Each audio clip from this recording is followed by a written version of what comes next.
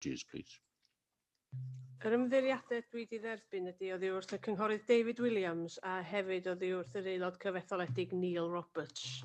Diolch yn fawr, diolch yn fawr. Ac yn ymlaen, nawr te, da ni eisiau sôn am datgan diddordeb, Declaration of Interest. Mae gen I have one, fel Llywodraethwr Ysgol y Castell Rhyddlan. Unrhyw un arall, os gwelwch yn dda? Well, yes, I would say I'm a governor of Prestatyn High School, if that needs to be recorded. And bore da pawb, I'm a governor at Ysgol Tirmova. Ellie. Yeah. Anyone else? Peter, governor at VP School, Asif. Fawr. Cynghorydd Meirig Davies, Cymeriadog. Diolch yn fawr. Else?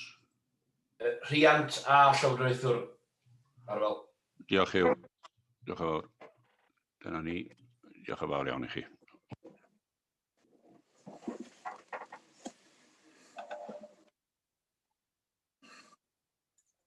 Urgent matters to bring it to your attention. Diolch yn fawr. Yn ymlaen i gofnodion. Dwi wedi gwellw'n rhywbeth allan. Appointment of Vice Chair. Appointment of Vice Chair. I will propose Councillor Hugh Irving. I'll second that. Diolch yn fawr iawn, Bob. Thank you very much. Any other proposal? No, pawb yn ddistaw. Everybody's quiet. Are you willing to accept this wonderful job, Councillor Hugh Irving? Yes, thank you very much, Chair. Happy to support you as I've done previously, yes. Diolch yn fawr. Thank you, you work well together. Diolch yn fawr iawn, Hugh. Right, cofnodion y cyfarfod dwytha. Rwy'n i gynnig bod nhw'n gywir, and if they are correct to begin with. Thank you, Peter. Diolch yn fawr, Peter Scott. Diolch yn fawr iawn. Seconded by Bob Murray. Diolch yn fawr. We will go through them now, please. Page 9. Are you all in agreement that they are correct to begin with? Yep. All happy. They've been proposed correct and everyone is happy. Diolch yn fawr. Tudalen now. Anything arising? Tudalen 10, Trade Waste and Recycling Review. Anything there that you want to pick out? No. Library Service Standards and Performance. Tudalen 11. Rhywbeth ydych chi eisiau godi yn manna? Nag oes. Tudalen 12, Corporate Update Quarter 3, 2020-21.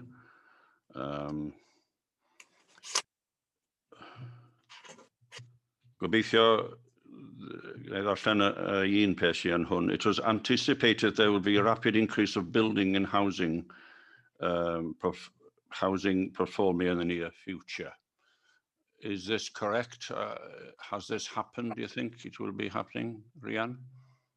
Well, the corporate plan is on today's agenda, so you may want to raise that question at Thank that you. time. There's another part on housing there. I'll leave that for later on then. And then Corporate Risk Register Review. Tudalen 14, Tudalen 15, Scrutiny Work Programme. That was quick, wasn't it? Da hwnna'n sydyn iawn. Okay. Agenda ar item rhif 6, da ni'n croesawu yma nawr Hugh Hildis Roberts, Lead Member for Education, Children and Young People, Head of Education and Children's Service. Hefyd Geraint Davies, mae yma fel pennaeth dros dro, addysg Sir Ddimbych. Croeso mawr i chi'ch dau. Gewch chi gyflwyno os gwelwch yn dda pwy sy'n cynrychioli gwe i mi, os gwelwch yn dda. Diolch i'w. Pawb, diolch Arwel, thank you Arwel. I bring a small team with me today. Join the meeting. Arwel's already introduced Geraint. I've got Mair and Jackie there as well from Gwe. And what I want to do today is I've asked Mair and Jackie just to come and answer questions rather than give you a long presentation, because this subject area, if I'm being realistic, could take us all day, folks. It is huge.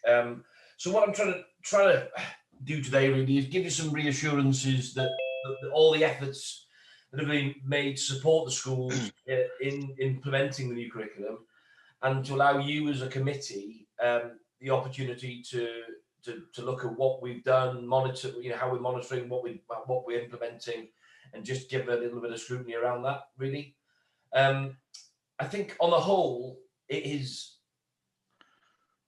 put a huge amount of work being put into this area, and a lot of this work was done pre-COVID pandemic. And at that time we were 90% on track to deliver the new curriculum.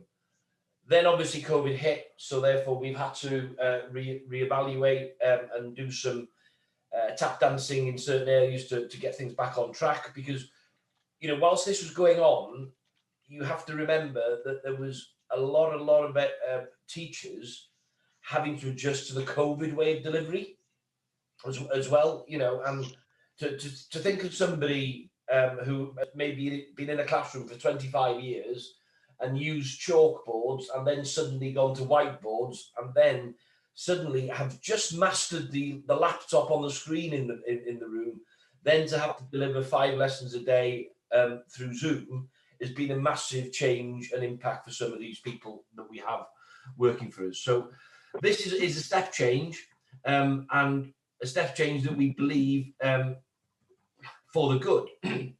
So what we're looking at really, well, the curriculum is for Wales, which is the big change. It provides a positive way forward from what we've learned from the last 12 months and how we take teaching to the next level.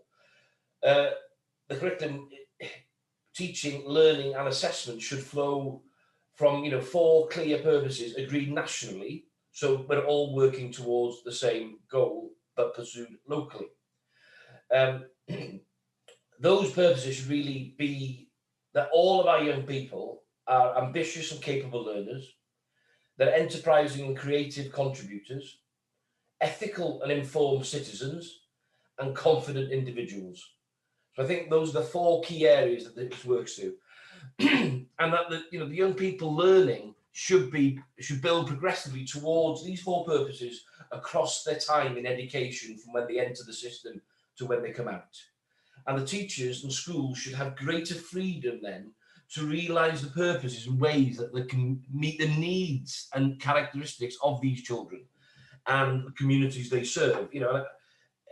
Just to illustrate, a community like Rhythin can be very different to a community in Rhyl or Prestatyn or wherever, so there are vast differences. So, and I remember there's a little boy that I know who went to a school which was driven,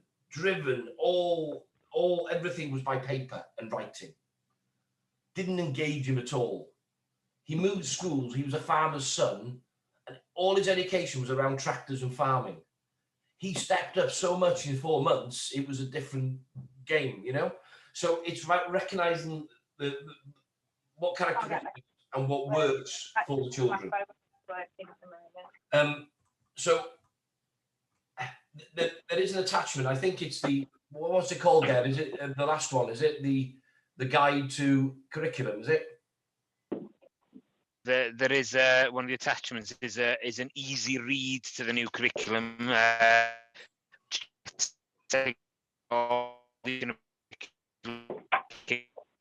In quite an easy to read document rather than possibly of the main document. So that is in the attachment. Quite informative, really. Is it me? Is Geraint breaking up? Yeah, it's breaking up terribly. Yeah, not the camera for Geraint. Basically, there's a document attached to the papers that is an easy read, because to go through the whole lot it loses me and Geraint and everybody. So we just thought we'd put that in. So just to take it through is that we've worked on a school level, on a county level, on a GWEITH level, on cross-county level, and within Wales, and we're sharing best practice across the piece. We're sharing you know, there's examples where there's some of our Denbighshire schools have been holding best practice for the whole of North Wales. So, you know, there's really positive stuff being done in this, and the schools have been, you know, they take responsibility within the senior leaders of the schools for leading the change. They've taken leadership on the new curriculum. They're developing a shared vision. They've developed the planning of the curriculum and the changes, and the method of practice of teaching, leading the paediologists. They've taken it in and they've owned it, which is really important. And you know, their CPD, their professional learning, is key to this, taking this forward. And I think, you know, I actually was in my daughter's school yesterday. I was interviewing, and I went into one classroom in year 5 and 6, and they were all playing with Lego. And I said, well, why are the children in year 5 and 6 playing with Lego? But apparently, you know, the children have picked the theme, and they are learning through Lego. Which, you know, when you see a whole classroom completely silent because they're all engaged in it, it is quite a powerful thing. So using different things like arts and different things will help us engage our children, hopefully, far better. You know, there's workshops, there's risks, there's challenges. You know, high school is probably going to be a bigger challenge than the junior schools because of the step change. But we have to make sure that we have effectively, I suppose it's like turning all our schools into through schools is the aim here. So when they enter the bottom of the ladder at 3, that whatever we're doing consistently across all our schools will be consistent, and that at 16 that each child will get the same experience. I think that's what the driver is, so that we're not separating them. I think that, you know, I've explained who we're working with the GWEITH, by the schools. I mean, each school has a specialist. I think that's roughly a whistle-top tour. Yeah, I can't see it, but do you want to come in on that? Yes, thank you, Hugh. So obviously you know, I'll be quite brief to allow members the opportunity to you know, to scrutinise the questions from the report. But basically, the curriculum is what children should learn, how they should learn it, and the reasons why they should learn it. And every child and every young person is learning in the way that's right for them. So it does give schools a degree of flexibility, and the work that's been ongoing regionally and locally with colleagues in GWEITH is to offer schools the support. This is a big change. You know, this is the curriculum hasn't changed to this degree for maybe 30 years. So, you know, it is a big change. And, you know, there's 6 areas where GWEITH and the local authority have been supporting schools. And the first one, leading change, because this is a change management activity. Leadership is ensuring that our leaders in school have the skills required to lead this big change, to share that vision, to plan for the new curriculum, and, you know, through the professional learning offer that's available. Sorry to come across. Obviously, sorry, Geraint, there's someone still coming across you who should unmute.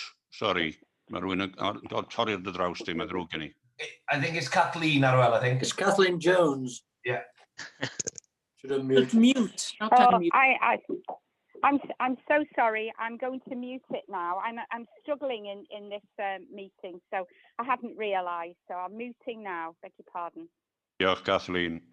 No problem. And then just to go through, you know, to make sure that we are offering the best offer to our schools. Obviously, back in April, there was a workshop to consult with the schools to ask, you know, are you getting what you need? You know, are we as in GWEITH and local authority, are we offering what you're asking for to be able to meet that deadline for the implementation of the new curriculum? And over 300 head teachers engaged in that, over 50 from Denbighshire, which is a great number that are engaged there. And you'll see in 4.7 that the outcome of that consultative workshop was very positive, and that, you know, head teachers, and both in primary and secondary, they want to work together on this. You know, stronger together mewn undod y mae nerth, and everything like that. They want to work, you know, to maintain the momentum.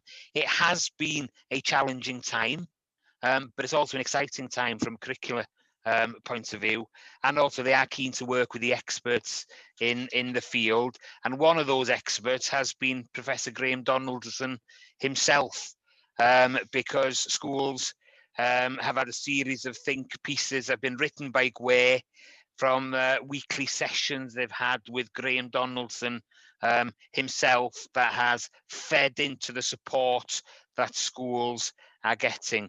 So the big question is, will our schools be ready for the implementation of the new curriculum in September 2022? The answer is, by then, you know, they will have to be. It will become legislation. It will become law in September 2022. And, you know, the work that GWE are undertaking on the local authorities' behalf is key in supporting the schools. That support comes at a regional level, a local level, a cluster level, and also at a bespoke level for individual schools, for their individual needs. And I know there was a training session held with Rill Cluster, for example, delivered by Myra, I believe, yesterday. So, you know, it is still ongoing now, and, you know, it is monitored, it is tracked to make sure that these milestones and these deadlines will be met. So that's just a sort of a whistle-stop tour of the report and some of the appendices that have been provided.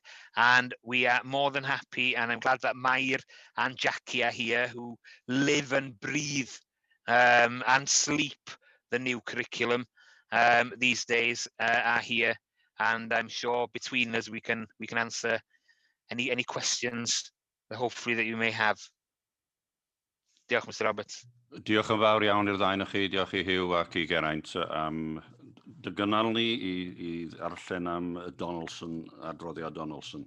Ga i ddechrau efo cwestiynau atach chi wedyn. Un peth sydd yn mhoeni mi fod gormod o bwysau ar staff a gormod o bwysau ar llywodraethwyr. Ac mae, byddai roi enghraifft i chi mewn sir arall, lle mae problemau yn codi, ac mae'r adran addysg yn trosglwyddo y broblem yna ymlaen i llywodraethwyr. Ac gall fod o dan undebau i wneud er enghraifft, maen nhw'n pasio'r problemau yna ymlaen i'r llywodraethwyr, a mae llywodraethwyr yn wirfoddol. Ac efallai yna bod hwnna yn broblem, dach chi'n rhoi mwy o bwysau. Sorry, I'm getting two people talking here. I've got Arwell talking. Yeah, I'm supposed to. Yeah. Nobody else talking, is there? Yeah.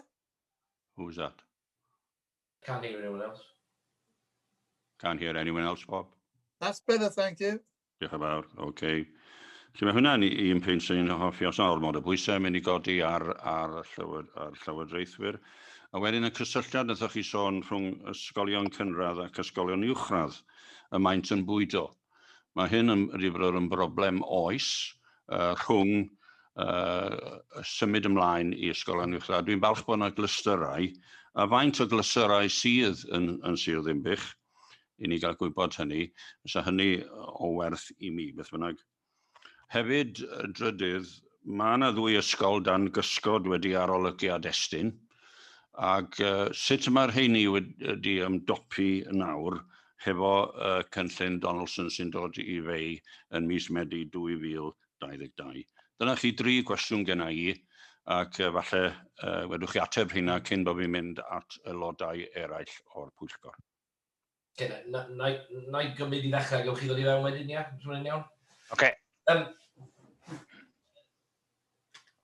Dwi'n meddwl, Arwel, I fod yn onest, dwi'n yn gweld o'n broblem i'r llywodraethwyr yma yn Sir Dinbych.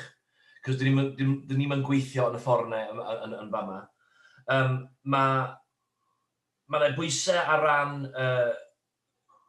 bod y cwricwlwm newydd yn dod, ond ar ran y ffordd dyn ni wedi gweithredu, mae'r gefnogaeth, dwi'n meddwl, wedi bod yn gry ofnadwy ar ran y fesel ysgol, fesel clwstwr, a y gwestiwn di ar clwsteri, os e 6, Ger? Neu 8? 8 clwstwr. Be maen nhw wedi bod yn neud ydy gweithio ar y cyd, so mae rhywun, a maen nhw wedi gwneud hwn ar y testyn nesaf sy'n dod i fyny ar additional learning needs hefyd. So mae'n dystiolaeth yn y system yn barod o sut mae staff yn gweithredu. Dwi ddim yn bodol amdan pwysau am mynd ar y llywodraethwyr, ond hefyd, mae'n rhaid i ddeud, yn ôl pen dwi'n siarad efo pobl yn yr un swydd â fi dros y gogledd, dwi'n cael y teimlad bod y perthynas rhwng ni am ysgolion yn Sir Ddinbych yn hynod o gry. A y ffordd mae Geraint a'r tîm yn cael galwad briffio pob wythnos. So unrhyw broblemau sydd yn dod allan yn wythnosol, maen nhw'n cael ei datryd sydd bin yn lle bod nhw'n ffestro, fel maen nhw'n siredd eraill. A fel aelod arweinol, dwi rioed wedi cael y wrthod o gyfarfod efo'r peniaethau, ond dwi'n gwybod yn siredd eraill maen nhw wedi. So dwi'n teimlo'n gry yn nadwy bod y perthynas yn gry, a dwi'n gweld o'n broblem yn fama o gwbl. Ac y ddau ysgol efo Estyn, mae'r cefnogaeth yna'n barod ac dal i barhau. A dyn ni fel sir, dyn ni wedi gweld 2 ysgol yn dod allan o monitro Estyn yn ystod Covid, a mae'r amser wedi bod yn andros galed ar hynny. Hefyd, efo un o'r ysgolion uwchradd ni, dyn ni hefyd yn gweithio ar y cyd efo'r llywodraeth i roi chwaneg o gefnogaeth i fewn hefyd. So mae'n esiample bod ni yn cymryd y gwaith neu'n hynod o serious yn neud siŵr bod ni'n neud o. Pwy sydd dod, Ger neu Mair neu Jackie, pwy sydd? Os gai ddod gyntaf, wedyn tiwr fi Mair i falle eisiau sôn am y gefnogaeth i ysgolion mewn categori. Os gai jyst rhoi sicrwydd i'r aelodau a'r cadeirydd o ran y pwysau ar lywodraethwyr. Da ni yn ymwybodol mae lleugwyr a gwirfoddolwyr ydy llywodraethwyr, a mae yna gyfrifoldeb mawr ar sgwydda llywodraethwyr, a da ni yn ddiolchgar tu hwnt yn amlwg o'r gwaith sydd yn digwydd ar y cyrff llywodraethol o fewn yn ysgolion ni. Mi rydan ni yn trio gwneud bob dim allwn ni i warchod y pwysau ar lywodraethwyr. Mi rydyn ni'n cyfarfod efo'n penaethiaid enghraifft yn wythnosol am 8 o gloch bob bore dydd Gwener. Mae yn gyfarfod boreol tua 8 ta 9 ar fore dydd Gwener, a wedyn yn amlwg mae'n sgwrs ddwy ffordd lle da ni'n cyflwyno pethau. Mae Gwe yn ymuno, mae Mair a Jackie yn ymuno hefo ni hefyd. Ond hefyd mae'r ysgolion yn codi cwestiynau a pryderon i hunin, a wedyn da ni yn ymateb i rheina drwy anfon unrhyw wybodaeth allan, neu unrhyw gyngor, neu unrhyw arweiniad, neu weithiau hyd yn oed pan mae'r ysgolion yn teimlo sy'n nhw'n dymuno arweiniad clir gan yr awdurdod, fel bod nhw'n gallu deud wrth y rhieni, dyma ydy barn Sir Ddinbych. Mi rydyn ni yn gweithio felly. Mae yna rhai pethau, enghraifft, pan mae'n dod at gwynion neu materion disgyblu a ballu, yn gyfreithiol mae rhaid i'r cyfrifoldeb eistedd hefo'r llywodraethwyr a sa ddim yn briodol i'r awdurdod fusnesa yn yr adeg yna, ond llai sicrhau lle allwn ni ysgafnhau'r baich ar ysgolion, yn sicr mi nawn ni, achos weithiau mae'n haws i ni wneud rhywbeth unwaith yn hytrach na 55 o ysgolion wneud o 55 o weithiau. Felly dyna'r meddylfryd sydd ganddo ni. I gywiro'n hun hefyd, 6 clwstwr sydd yna, achos mae yr ysgolion ffydd a'r ysgolion arbennig yn ymuno hefo i'w clystyra yn unol â'i lleoliadau nhw. Felly mae yna glwstwr ym Mhrestatyn, Rhyl, Dimbach, Rhuthun, Eirnion a clwstwr Glan Clwyd. A wedyn mae'r ysgolion arbennig a'r ysgolion ffydd yn ymuno yn y clystyra hynny. Mae Huw wedi ateb... Ni'n gwybod bod ni'n iawn efo'r 6, Ger. Wel, na ni, wel, ti. Mae, fel mae Huw wedi sôn, mae yna gymorth ychwanegol i ysgolion sydd mewn clwstwr, a mae yna 2 ysgol wedi dod allan o fesura o gama ychwanegol estyn, a mae yna gyfarfod prynhawn yma, enghraifft, dwi'n meddwl, yn does Mair hefo un o'n ysgolion ni sydd yn cael cymorth ychwanegol i'r cynnig cyffredinol mae pawb yn gael mwyn I cefnogi nhw I ddod allan o'r cama maen nhw yn ei wynebu ar y funud. Dwi'n meddwl, sgyn ti rhywbeth I ychwanegu, Mair? Just very briefly, really, just to say, yeah, especially with working with schools in the category, obviously it's all about fine balance, because there is additional pressure on such schools to be ESTIN ready and to be recognising progress needed against the recommendations that have been made, but they can't be left behind in this journey towards the curriculum, which is happening next September.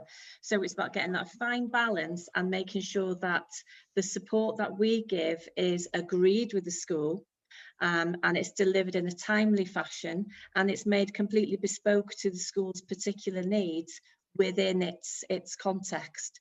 I think with any type of support, it's about that relationship with the schools. It's about us understanding where the schools are, what they need, and having that two-way dialogue all the time. But there is particular bespoke and additional supports going in to the schools who require it for different reasons. Diolch yn fawr I chi'ch 3. Diolch yn fawr, mae'n ddrwg yna, Mr Roberts. Sorry, gai jyst dod yn ôl yn sydyn. Mae yna gyfarfod o'r llywodraethwyr Sir Ddimbach, Corff Llywodraethol Sir Ddimbach, yr Denbighshire Governors Association, yn dod I fyny, felly sy'n ni yn annog unrhyw gorff sydd yn teimlo I bod nhw yn dymuno unrhyw gefnogaeth ychwanegol I godi hynna hefo ni, ac yn amlwg fyswn ni yn edrych ar y cais yna ac yn cymeryd pa bynnag gama allwn ni I gynnig cefnogaeth ychwanegol. Wel, diolch yn fawr I chi'ch 3. Oes yna rhywun arall sydd yn mewn ar y pynciau yma? Mr Gadeirydd, can I just add something on to what Mike said? You raised a question around the schools in categories with ESTIN. But just to give you a flavour of how we're working here in Denbighshire at the moment is that we're also monitoring schools that we think that might have issues going forward as well. So we're being preventative. We had a meeting a couple of weeks ago, I think it was, wasn't it, Gary, with one particular school, because we've already, between GWEITH and Denbighshire, we've already identified issues. So we're making sure that they are dealt with before they become ESTIN issues, if that makes sense. So just to give you a little bit of reassurance around that, and that does include ALN, and it does include the curriculum. That's very thorough. Da iawn, Hugh. Any other questions should have come in now, please? I have no hands up. No. Got my hand up, Mr. Arwell. Oh, I didn't know, Bob. I do apologise. Over to you, Bob. So's Ellie and so's Gwyneth. Yeah. And Merrick. Yeah. Would you like mine first? Mr. Chair, do you want me to? Please, Bob, move on. Right, thanks very much, Mr. Chair. Could I first thank you and the team? I know they've got a thankless job and they do a marvellous job for us. So on behalf of all, I'd just like to say thank you. My problem, and always has been, is children taught at home. What I'd like to ask is, how do we consult with them on these changes, and how do we implement them if we do it at all? Thank you. Thank you, Bob, and thank you for your kind words. I'm sure the team will appreciate that. I've said it before, and I'll say it again. I think Denbighshire is a really good place for children taught at home, because we're always battling, because to be able to actually have control of that, there is no legislation that supports it. Okay, so in effect, we're dependent on interaction with the carer or the parent, whoever is executing that education at home. I think we have the most intelligence on our children that are taught at home, probably one of the best in Wales. We are in touch. We work on a regular basis. And, you know, realistically, Bob, we may see more children after this period want to be educated at home. You know, because people have got, I was actually speaking to somebody yesterday where they still haven't sent their children back to school and their grades have increased from C's to A's. So, you know, because they were getting the education at home and the local authority were working with them.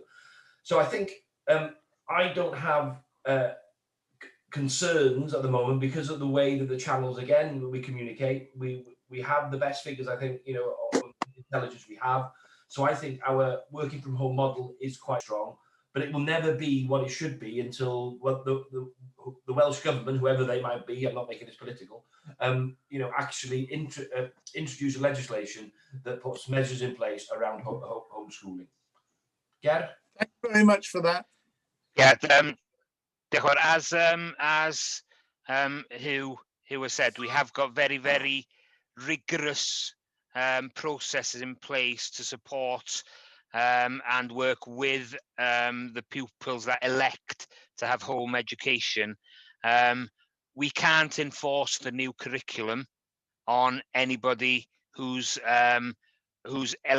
elected to be educated from home, so we can't force the curriculum on them. The whole point of being EHE, which is elective home educated, is that they've decided they don't want to follow the curriculum. Parents choose their curriculum when they're educated at home. The curriculum that they want to deliver with their children. So if it's blended learning, when, for example, schools are working half at home remotely, as we have done in the past sort of 18 months due to COVID, the new curriculum would continue in a blended way in those instances. But if a parent has elected to keep their children at home to educate them, you know, it's up to the parent to decide on the curriculum. Sorry, am I breaking up? I've not heard a thing. We heard it, yeah, no problem. Yeah, I think it's your issue there, Bob. It's your issue, Sorry. Bob. Okay. Geraint, diolch I ti am hynna, diolch I Hugh. I'm sorry, Bob, we have to move on. We've got a timetable to follow. Over to you, Cynghorydd Ellie Chard. And thank you for reporting. I'm actually, at the moment, I am on the SACRA and I am the chair. So my question is, RE is going to be in the humanities strand of the new curriculum. I just want assurance that all the schools understand, and I just want to make sure that it will be there blended into history and geography and even artwork. But I'm looking forward to hearing about it and hoping that all the schools will enjoy this new way Very of good teaching. question there. Diolch yn fawr. All right.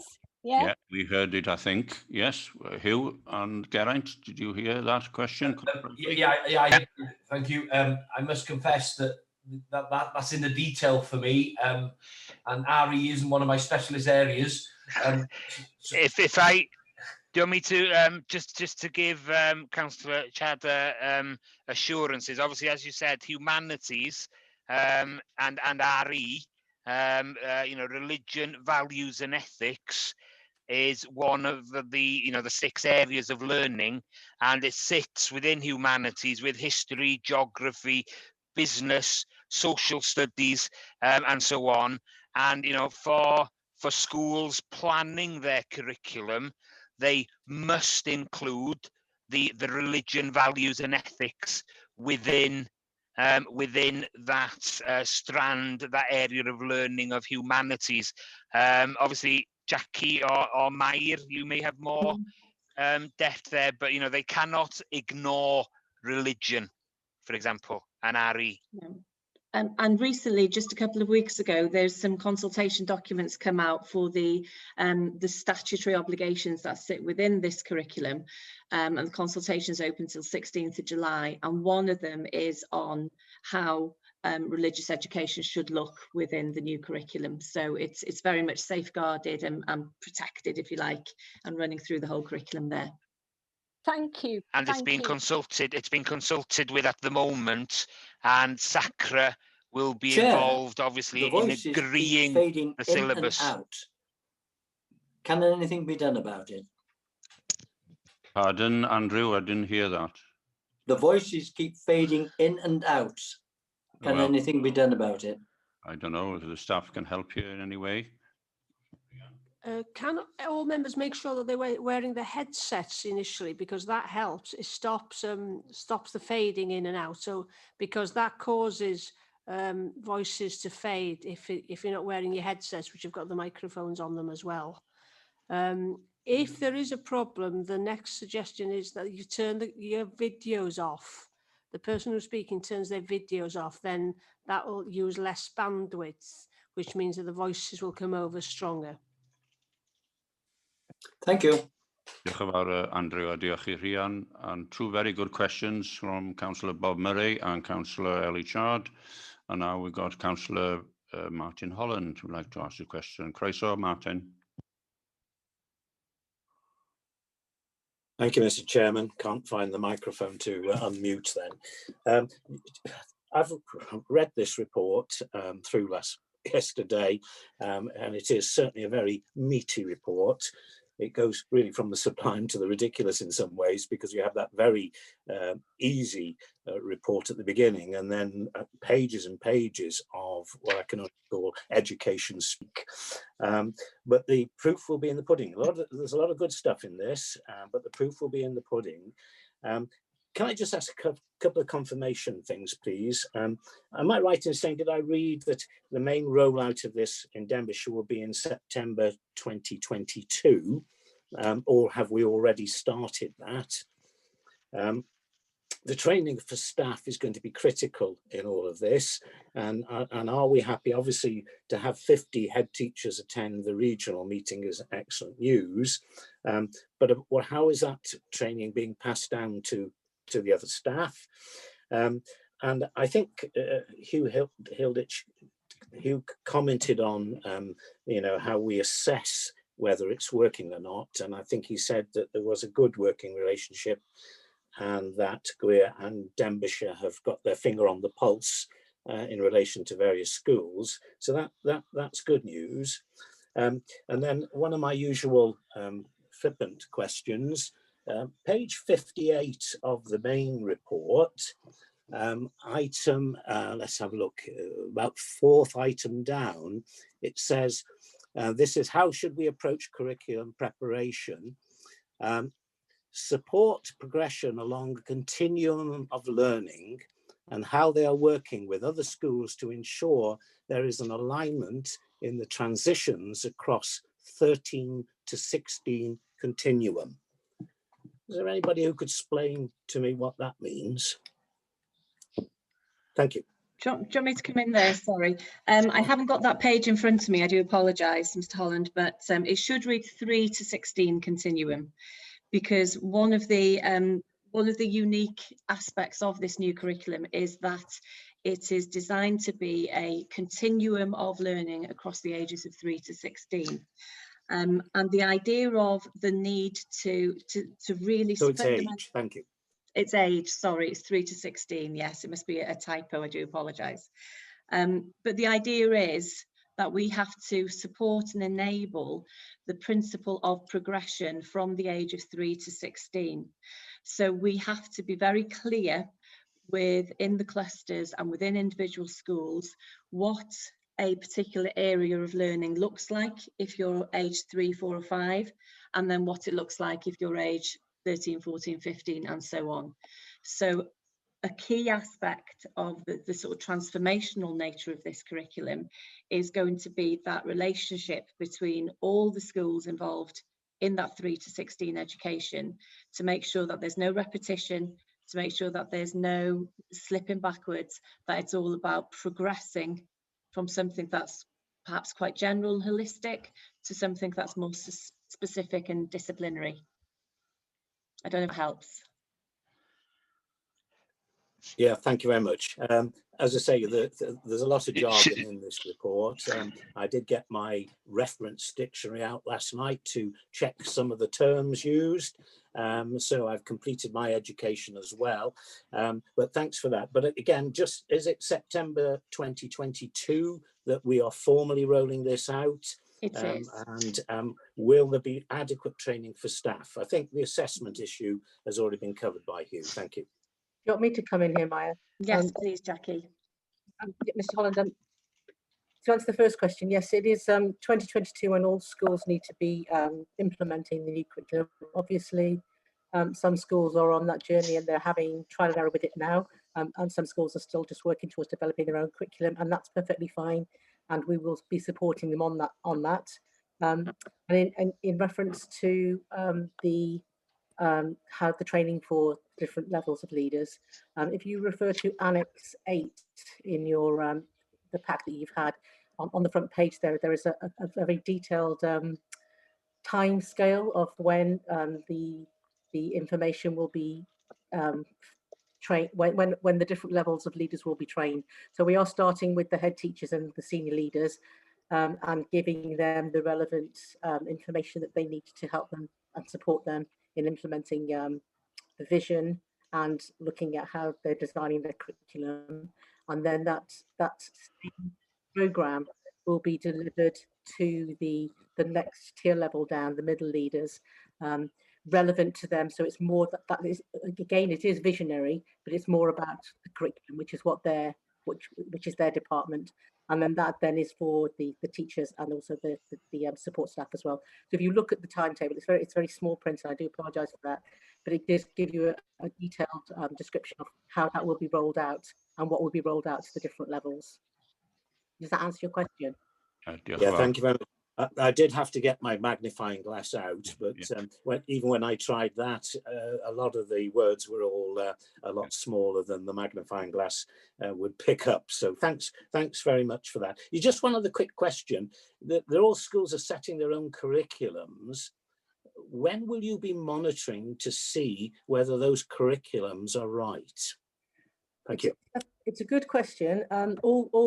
All schools are setting their own curriculum. We're helping and supporting them to do that through working with individual schools and with the cluster. It's very, very early days to monitor whether any curriculum is right, in terms of they need to kind of have a go. They need to trial it themselves first, and then we will support them in the evaluation of that by looking at whether the curriculum is right for the children in terms of when they go through their assessment, to see where the pupils are at. And then because we have got time until September 22, there is time for adjustments, and if it's not right, they've been given, schools have been given the go-ahead to do this trial and error period, try to get it right for September, and we will be supporting schools to get it right as much as possible by September 2022. I don't think everyone's going to get it right the first time round. You get anxious to the mail? No, Martin, are you happy? Yes, diolch yn fawr. Is there anyone else within the official scrutiny meeting before I go outside? There are two members who are not part of this committee who want to ask questions. They're here to listen and they're right to ask questions. What about you, Kathleen? Are you happy? Yeah, she must be. Okay, ladies first, I think. We'll ask. Are you, Gwyneth? Diolch yn fawr iawn. It takes me back to when we had the last large curriculum change, and when I was teaching Spanish, and the impact, the extra work on the teachers cannot be underestimated, I think. Will there be changes to GCSEs? to the exams at the end of, well, at 16 and at 18, because these are what are important for universities, the A-levels especially. So how are they going to adapt to the new curriculum? And a statement of what matters from the government. How prescriptive will that be? And a lot of this will surely rely on what teachers schools can employ. Or, for example, I'm interested in modern languages. Will modern languages suffer under this new curriculum? Diolch fawr iawn. Do you want me to come in there, Geraint? Yeah, great, Mair, diolch. Diolch yn fawr, Mair. So 3 questions there. I'll try to be really brief. Yes, there is a consultation that's just been out a few months ago about the changes to the GCSEs. That came from Qualifications Wales, and it was quite detailed about the changes that are suggested at present, and it is very much still a suggestion. For example, of reducing some requirements from 2 GCSE suites to a 1.5, and to try to bring in some of the elements and spirit of the new curriculum into how those assessments will work. But the GCSE brand is still being held on to, but they will be reformed GCSEs.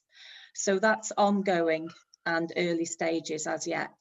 There are no anticipated or communicated changes to the A-levels, the AS and A-level suites at this present time. But yes, for the GCSEs, you're quite right, there will be.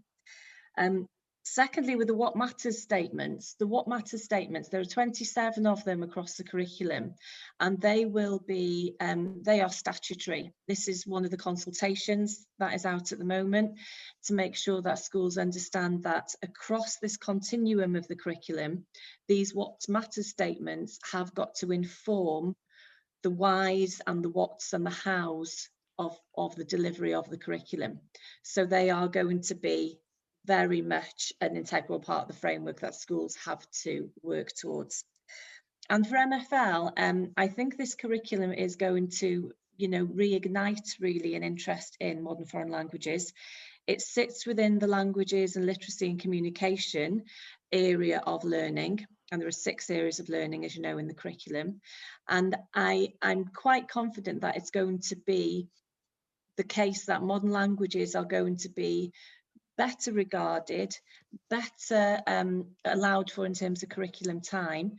And certainly within the RIL cluster yesterday, just for example, in the training that I was doing with the RIL cluster yesterday, it was one of the issues that was discussed, and there was great excitement from primary colleagues about the fact that there would be an encouragement to fit this into their curriculum and prepare children for that transition at 11 by having had better experience of modern foreign language teaching. Diolch. Diolch yn fawr iawn.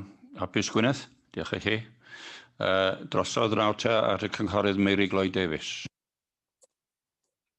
Diolch yn fawr, Parchus Gadeirydd. Na'i'n cadw chi 2 funud.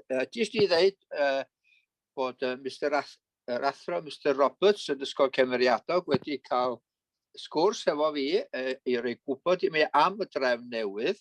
Dwi wedi gwybod yn lywodraethol cysylltiol, mathemateg a rhifyddeg, a mi ddaru o redeg drwyddo fo. Felly o gynnau rhyw syniad bychan iawn, dweud y gwir, ond o gynnau syniad be o chi'n drafod heddiw.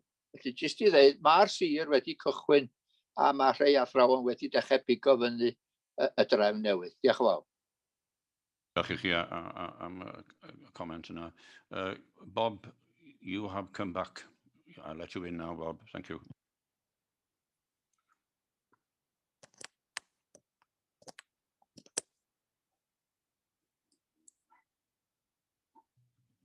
Are you with us, Bob? Please. Diolch. Sorry, I'll come back in the end when all the others have had theirs. Thank you very much, Chair. Ask a question? No? No, I've got a question to ask at the end when everybody else has finished.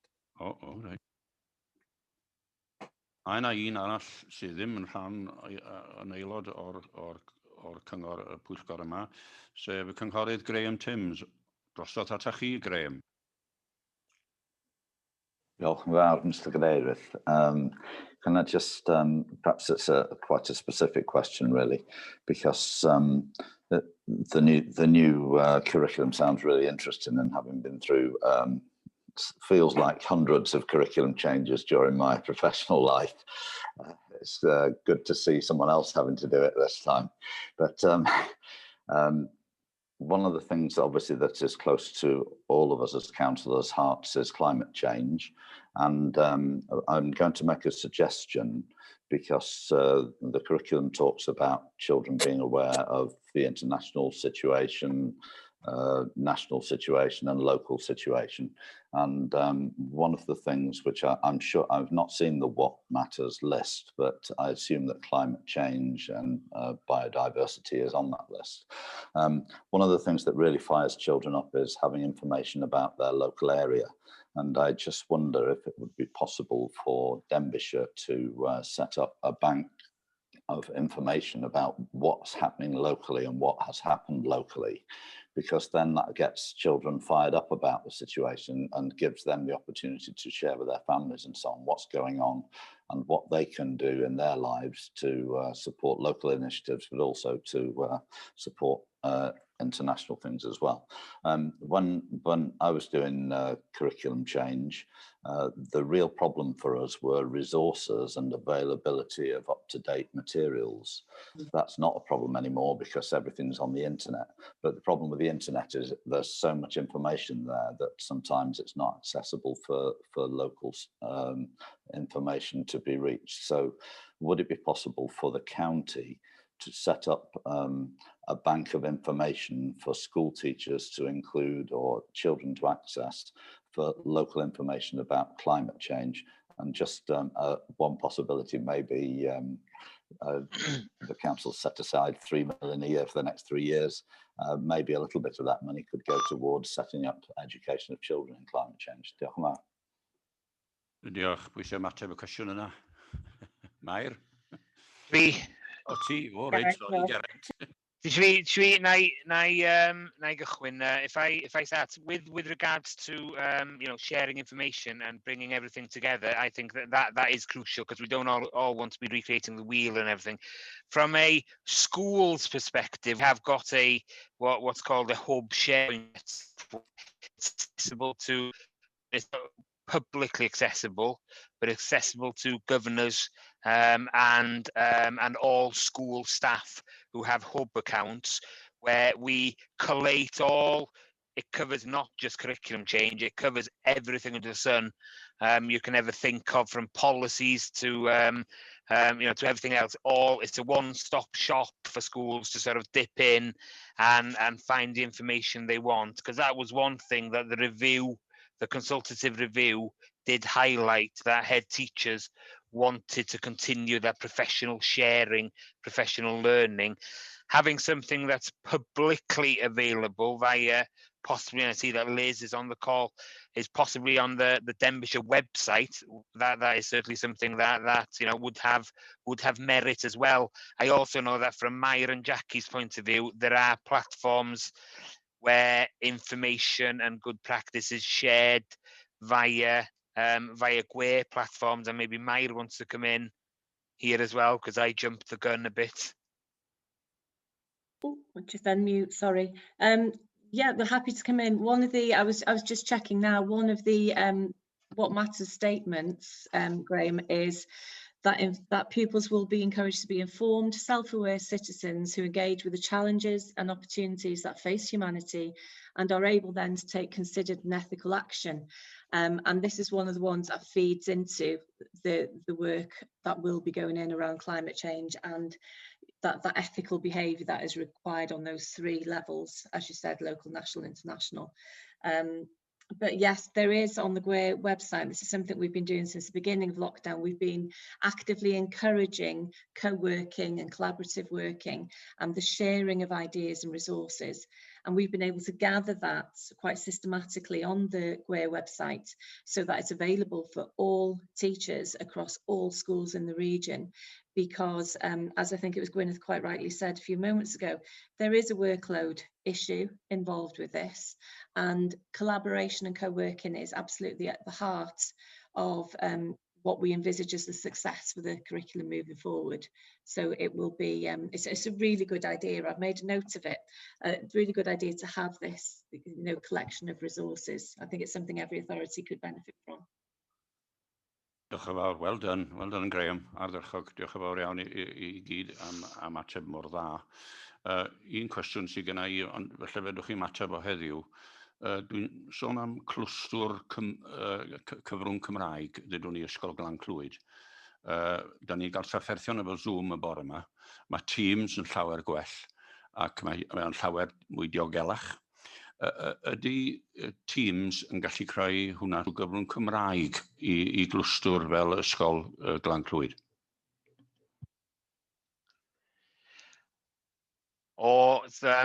Dwi ddim yn arbenigwr ar Teams na Zoom, mae'n rhaid fi gyfadda lle, yr unig beth ydy Zoom o nealltwriaeth i ddim yn gynnig ydy'r gwasanaeth cyfieithu.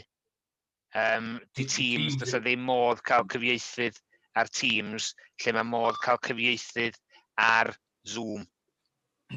A byswn ni hefyd yn ychwanegu ar ôl bod yn bersonol, dwi'n cael mwy o drafferth efo Teams na dwi efo Zoom.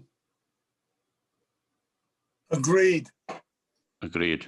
Right, Bob, you want to come in before I bring this item to an end? Yeah, yes, please, Chair. It's quite disturbing. I don't know if anybody saw the news today, English news, Est in England, are having a terrible time with phones in school and a big rise in inappropriate photos, sexual bullying. It's quite disturbing. My question is, are we experiencing anything like this in our schools? What are our guidance on phones in schools, if any, or is this left up to individual schools? I do find this quite disturbing. Thank you, Chair. If I come in there, we haven't been made aware that it is a major issue in our, well, mainly secondary schools. It is always an issue with mobile phones and social media and everything, and there's always an issue, sort of lingering in the back. We have got a local authority policy that schools adopt on social media and the use of social media and the use of devices and what have you in schools that each governing body adopt. It is a national policy. That's I think it's called the 360 approach, which puts the lines in the sand with regards to what is acceptable and what isn't. With regards to mobile phones, I think it's a constant battle in schools to try and ban mobile phones completely in schools. Would be extremely difficult, and also for pupils that possibly walk home, having that mobile phone is a safeguarding line for them if anything were to happen. But I do know that there are policies in schools on the use of mobile phones, and quite often when those policies are broken, there is a process, I know in some of our schools, where the mobile phones are confiscated. They have to be collected at the end of the school day, or in the case of my own children, in my which is a school outside of Denbighshire, the parents have to go and pick the phone up, which is another, that's their policy. But I'm not aware that the issues that have been highlighted, and I haven't seen the report in the press this morning, but the report from Ofsted about the degree of the issue in some schools in England, we haven't been made aware that we're at that point with our schools in Denbighshire. Ti di ateb hwnna'n dda iawn, Geraint. Mae Nicola eisiau dod mewn ar y mater yma, a mae'r eitem yma'n dod i ben wedyn. Diolch, Chair. Just to add what Geraint said, obviously this is an area of concern for all of us working with children and young people. It's something that the Regional Children's Safeguarding Board is considering and is aware of, and we've been doing work regionally now for some time around internet safety in particular. But this isn't just about social media, it's also about behaviours. North Wales Police has just instigated a survey for women to be able to report how they feel in terms of safety within their homes and within their communities. So that's open to women of any age. But this is an issue. It's an issue that's concerning all of us working within the sector, whether that be in education, in social care, or in any other field of public service. So we will continue to monitor this situation. As Geraint says, it's not something that we have had significant concerns raised with us locally. That being said, you know, the concerns are about people's feelings of being able to report if issues do occur, and that's something we will be keeping a very, very close eye on. So we're very aware of the situation and we'll monitor it very, very closely. Diolch. Thank you very much, Nicola and Geraint. Diolch yn fawr iawn I chi, Bob, a diolch I ateb y cwestiwn yna, Geraint a Nicola. Felly, dyn ni'n dod I ben yr eitem yma. What are the recommendations? The scrutiny members are invited to discuss the details of the report and to identify any aspects of the work which may benefit from detailed examination in the future. Well, we have perhaps gone out of the many things outside the report, but it was worth bringing up. And I would advise you, someone to recommend that you come back to us in the future, that we can relook at the Donaldson report as soon as possible, say in 6 months' time. Would you agree with that, someone, please? Agree with that. Agreed. Agreed. Are we all in favour? Diolch yn fawr iawn. Arwel? Yeah. Byswn ni'n meddwl bys y werth falle mach yn hirach na 6 mis? So you would recommend that bod ni'n hwyrach in 9 mis? Ie, bys ni'n dweud, just cos byd ni'n efo'r ha bethau, just i wneud siŵr bod ni'n mach mwy o dystiolaeth, ie? Okay, 9 months from now, you'll be back with us. If, I don't know, perhaps not many of us will be here. We'll see. You want your hand up there, Martin? Mr. Chairman, I think what we probably need to know by next September is whether or not, you know, the county is happy that all schools have got their curriculum set. That's just an update. We can then come back 12 months later to see what the results are, because that's the issue for us, is how we monitor that this is going to work. So, you know, but I think by next September, we need to know that, yes, all the curriculums are in place and the county are happy that they're reasonably good. And then 12 months later, possibly to see how it's worked.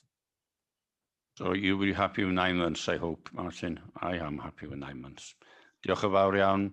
Gai ddiolch i'r staff yma ac i'r bobl sydd wedi ateb y cwestiynau o ran addysg, Jackie, Mair, Geraint a Hugh yma y bore yma. Ewn ni mlaen. Second item on the agenda regarding education.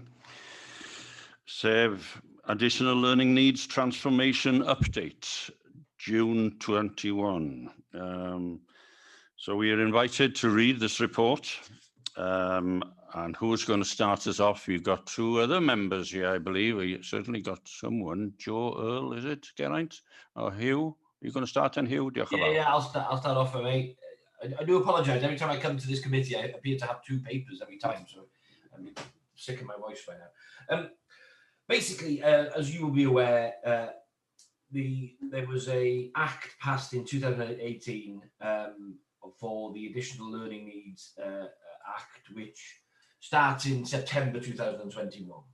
And without a shadow of a doubt, the amount of work that this has created, again, and here's my little political stab, is that I really struggle when an act is introduced, but no money is attached to implementing it.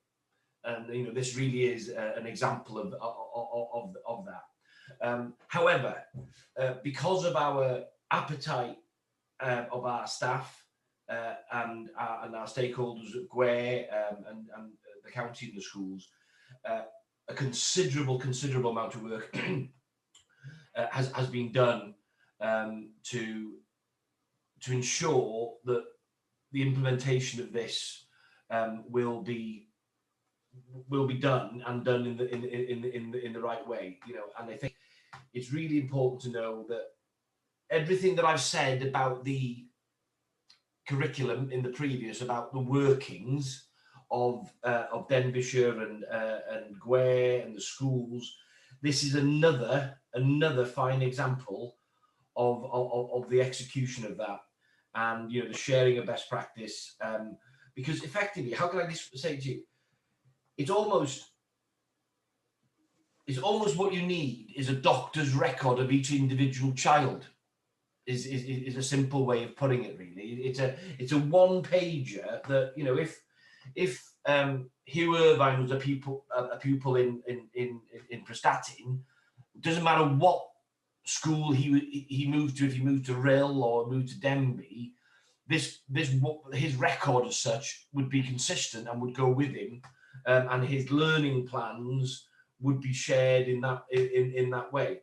So even though there are learning plans that people set up now, but it's actually taking it to another level and having the infrastructure behind it to support it, which I think it's a big step. So the progress we've done really is that the regional support transformation lead is a lady called Helen Smith, and for the last 6 months she's worked completing the data report for the region, which shows how Denbighshire is working towards it. So that's in Appendix 1, 2 and 3. So if you want to have a look at that, you can see there are various regional working groups ongoing, and there are action plans in there. So you know, and also there are specialist groups that look after children group as well. So there are, and others are not in school, because obviously we have to consider them and how we execute that. The staff training has been right across Denbighshire, and you know, everyone has been giving that opportunity, and you know, the struggle. I think also the budgets. To be clear, I said before that there was no extra money. However, the school ALN funding is totally delegated to the schools, so it's how they execute that, and you know, on working on their 3-year working average, and I would say some of the balances are looking better at this time of year than they have maybe in the previous 12 months because of some extra funding that's come in. But what I do know, there are really good examples again of cluster working to working, you know, working with the high school in the cluster to be the lead on ALN, and then working with the primary schools to support it. So they've taken it on as the day job instead of actually costing the cluster or the schools more as well. So again, you know, I know I sound like a stuck record, but I think we're so fortunate in Denbighshire to have that commitment from our staff, because it's, you know, other areas is not my job, so why should I do it? But this just shows the commitment of the staff who are putting, you know, our children, putting our children first. We've developed an IT system to support this for the documentation, which has been done with, I think it's Denbighshire, Flintshire, Conwy and Wrexham, I think, is it again? And that basically all the processes will be on a clip system, so everybody has that system in place to support them. So there's easily monitoring, you know, monitoring forms, plans, etc. There's also the team around the school has established learning support, so they help with the statutory assessment process. You know, I think we've got challenges on language. Before Ara asked me, you know, when there is challenges around assessment on languages in Welsh, especially, but we are working with that, and I think what this does, it brings all the stakeholders together closer straight away, working on a cohesive plan, other than it being sporadic and a bit disjointed. And one of the challenges is what provisions are in the school to support these. you know, and how do you determine, for example, if a children has ALN, what are the triggers? What do we do? What have we got in schools? And I think that's some of the stuff that I think you can have an example in Appendix 4. So if you have a look at that there, there's some of that there. So the individual development plan, everyone will be trained the development plans in the school. We've done some examples of it already in schools. So by September, any existing plan will have been ditched. It will be the new individual development plan that everyone have, and this will ensure complete consistency. You know, again, we come back to the curriculum. If you've got a year 6 pupil in one school with ALN and they're being managed in this way, however, another school, they arrive in high school with a 200-page report or whatever it may be, you know, the high school is in a far better position with the more intelligence it has about these children in order to map their plan going forward.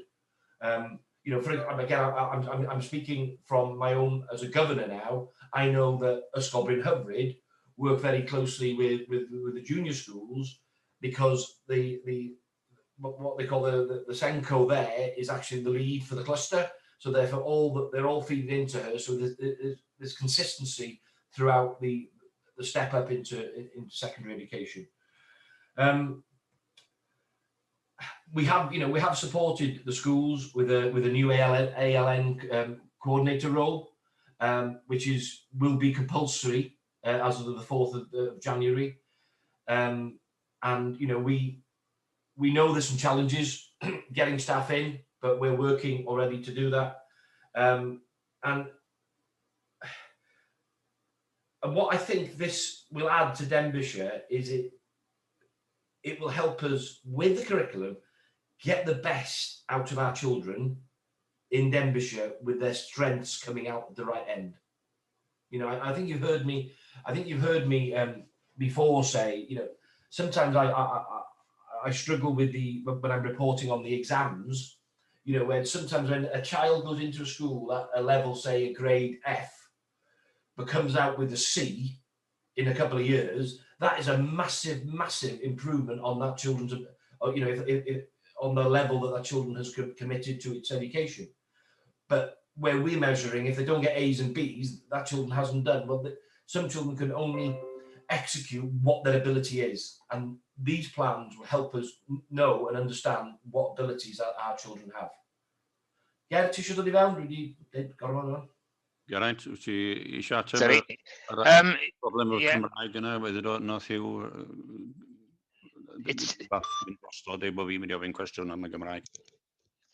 Yeah, if I can just draw your attention just to one of the documents that was included from a scrutiny point of view, the self-assessment for assessing the extent to how prepared the local authority are. That document, we've gone through the Act, and you know, what are the compliance requirements? What exactly is required from a compliance point of view? What are the measures? And then it's ragged. So it's ragged with regards to colour. Ti'n torri, well, video off. There we are, video off. It just this document, it's the self-assessment of how prepared are we for the implementation of the Act, and it's ragged, so it shows you, you know, in this compliance measure, are we red, are we green, are we amber? And if we were to return with ALN transformation, say in 12 months' time, or you know, however long, well, comparing where we are now, and you know, the questions would be: you were red last time, why are you still red now? You know, you weren't ready last time, you're still not ready. What's happened? What has the progress been made? And we just thought that would be a very valuable document, you know, for scrutiny members, just to see exactly what the position is. Just so I thought I'd highlight that, because I think Hugh's gone through the majority of the report. Bydd o'n sôn am efo'r Gymraeg o fanna, bod o broblemau bach gynnwch chi fanna? Problema hefo'r Gymraeg. Pa problema rheina, Hugh? Na, jyst ben i ddeud oedd, pen mae rhywun efo, gan i ddeud, dyslexia rhywbeth, mae'n anodd cael yr adnoddau iawn i asesu weithiau, a mae dim ond bosib i wneud y trwy'r iaith Saesneg. So, dwi wedi codi hwn efo Llywodraeth i wneud yn siŵr bod o... I rhywun sydd yn siarad Cymraeg ac i gael ei asesu yn Saesneg, mae nhw ar y back foot sydd bin mewn ffordd, cos dyn nhw ddim yn cael ei asesu yn y iaith eu hunain. Yeah, there is sorry, there is a shortage. Obviously, there's less resources available through the medium of Welsh, and it is a national issue, and it is an issue not only for the area of additional learning needs, it's an issue across the board with Welsh medium education, because the market isn't perceived to be big enough really for various companies, and it is an issue that we do raise often with the powers that be to try and drive things forward. Diolch yn fawr. O reit, mae Martin eisiau dod mewn, a wedyn Peter. Martin gynta, sgwlwch yn dda. Hello guys again. I must admit, when I read this report, I was quite surprised actually that we were talking about transition to something called additional learning needs. I didn't realise there were so many other terms, because I must admit I've always known it whether a child needs more help than others, that it's additional learning needs. So that was a bit of a surprise. There's just a couple of quick questions. First and foremost, budgets. I noticed page 7244, they're talking about budgets for additional learning needs being fully delegated and working towards a 3-year average for funding for schools.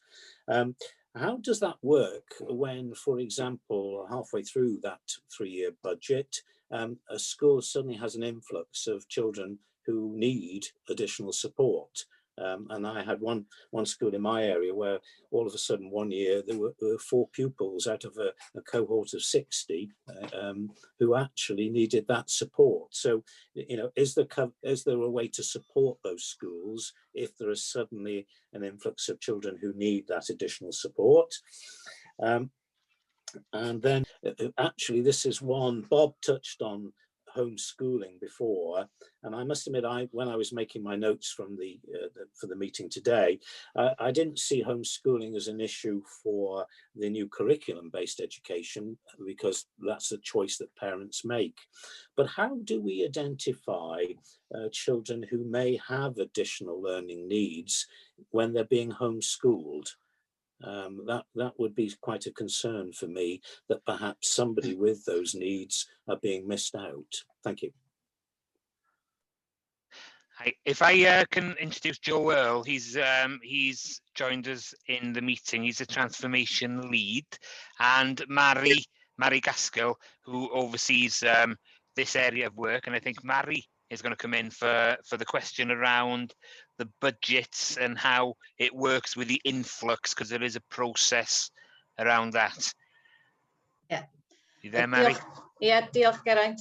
I'm sorry, I haven't got my video on because my signal's not very good here in Llanfwrog, so I do apologise. So you can't see me, but hopefully you can hear me. So in terms of the funding formula, we have developed costed provision maps, which will then form the 3-year average. Up to now, it's been based on previous formulas, but moving from September, it will be worked on provision maps. So, the school ALNCOs at the moment are working on those so that we have that data ready to start in September. With the sudden influx, there is, and it went to the school budget forum it is this academic year, I think it was just before Christmas. There is a thing called the transition pot, which I think with the increase of funding given to additional learning needs, that pot was also agreed to be increased from 50,000 to I think 80 or 90,000 pounds. So that gives us greater flexibility. So schools head teachers know that they can sort of come to me, and then there is like an e-panel that Geraint sits on, Joe and some of the other members of the inclusion team. We sit on that and we go through that request for additional funding. And because we've had that increase from the council in terms of allocation for ALN, that does actually mean that before that transition pot really was a short-term measure, but it does mean that there is the potential for that to be longer term until their costed provision maps can actually feed in for the full 3 years to make sure that they're getting, those children are getting the support they need, and that's the most important thing. So there is a transition pot there, but also the costed provision maps, which are going to be moderated once a year, will also allow for any flexibility on that 3-year average process as well. I would answer the EHE, but I think Joe also leads on that, so I think he's probably better placed, but I'm there, Joe, to support if you need any help with that one. Hey, good morning, everyone. So the question was about how do we identify children who are electively home educated of additional learning needs. That can be difficult at times because the authority doesn't have any responsibility in providing provision. However, we do obviously ask for updates, and we obviously need to monitor that children are getting a full-time suitable education. I suppose in terms of how the new Act and the new ALN Code of Practice impacts that, we are working with Helen Smith, the Regional Transformation Lead, and regional partners on that. We do meet as a regional ALN transformation group, and we also do meet in my EHE role, we do meet as a regional elective home education officers group as well. So that work is continuing. A couple of things just to highlight is that if a child was in a school that did have additional learning needs and then went to be home educated, then obviously we would be aware of that and we would continue support where appropriate. And also that at any point with the new Code of Practice, parents, young people or health professionals, for example, can raise a concern with the local authority where they believe a child might have additional learning needs. So if that was the case, we could then obviously contact parents and offer to assess their child if needed. Diolch yn fawr. Hapus, Martin? Happy with that? Sorry, I'm just finding my mute button again. Yes, I'm to a point. I'm just concerned that children who may have additional learning needs don't slip through the net, and it is difficult when they're being homeschooled to do that assessment, because if they come into school, then obviously it can be picked up quite quickly that a child needs extra support, especially at an early age, and I would worry that they were slipping through the net. But thank you very much. Cynghorydd Peter Scott. Thank you, Chair. Again, Martin's stolen my thunder. That was going to be my question. 4.4 on budgets, which is typical. I get in second and I miss out. I just wanted to say, that this additional leads, normally the funding can actually sometimes balance the school book. So the children do need to be. I think we've had an answer that the children need a hello. You're breaking up. Yeah, second again. Thank you. Okay, but you're happy anyway. You did. Yeah. Okay. Okay. Thank you. Thank you. On my side here is a certificate that I, as a governor, have followed a course on virtually that I know what ALN means, certificate of completion as a governor.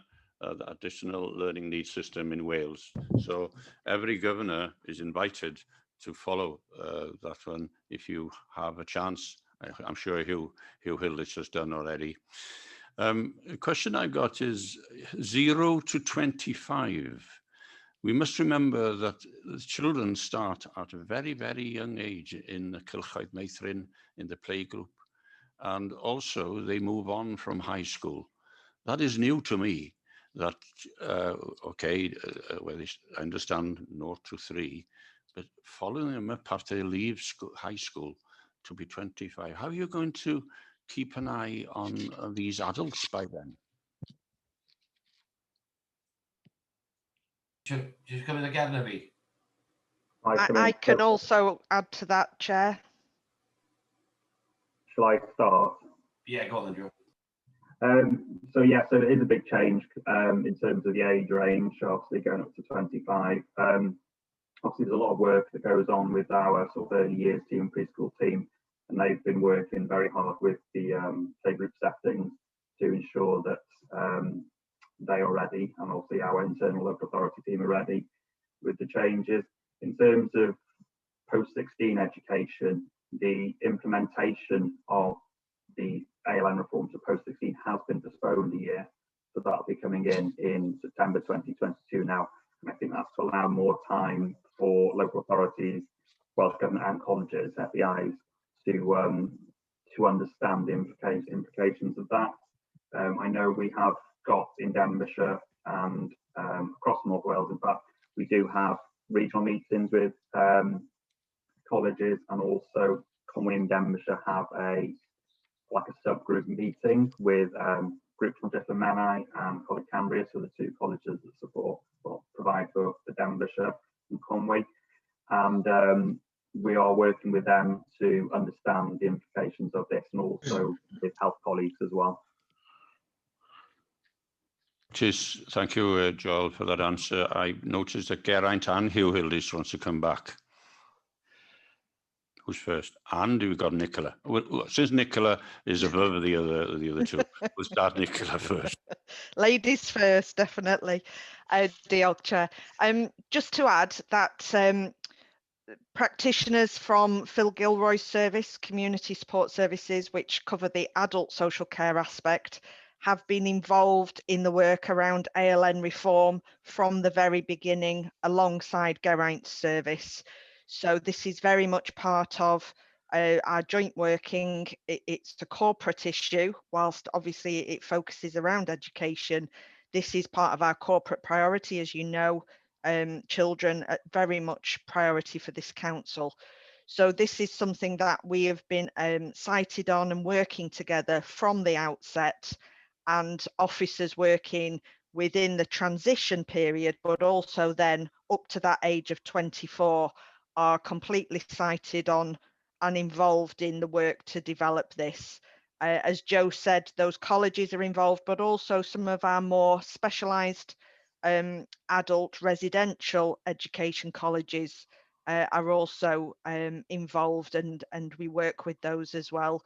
So just to reassure you all that we are very aware of this and the age range that it does cover. Diolch.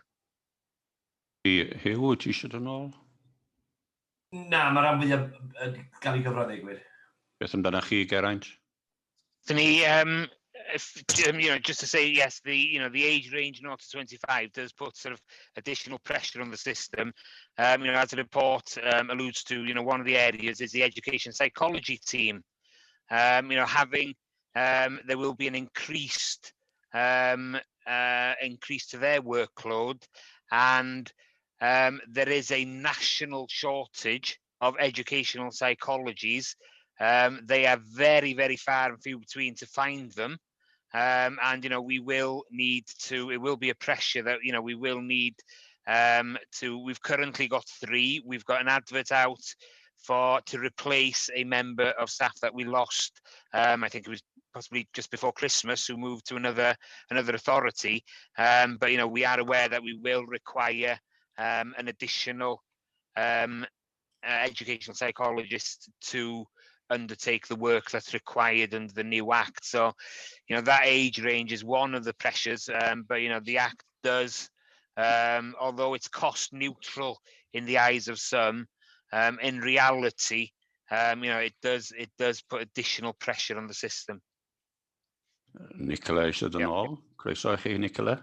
Yeah, just in addition to that, Chair, in addition to our own resource psychologists, there is also a national shortage of health psychologists. I'll just turn my video off. Yeah, that is a problem. So we know that prior to COVID, there was a waiting list for neurological assessments for children and also for adults. We know that because of COVID and because of the reprioritisation of health services, that those waiting lists have increased considerably.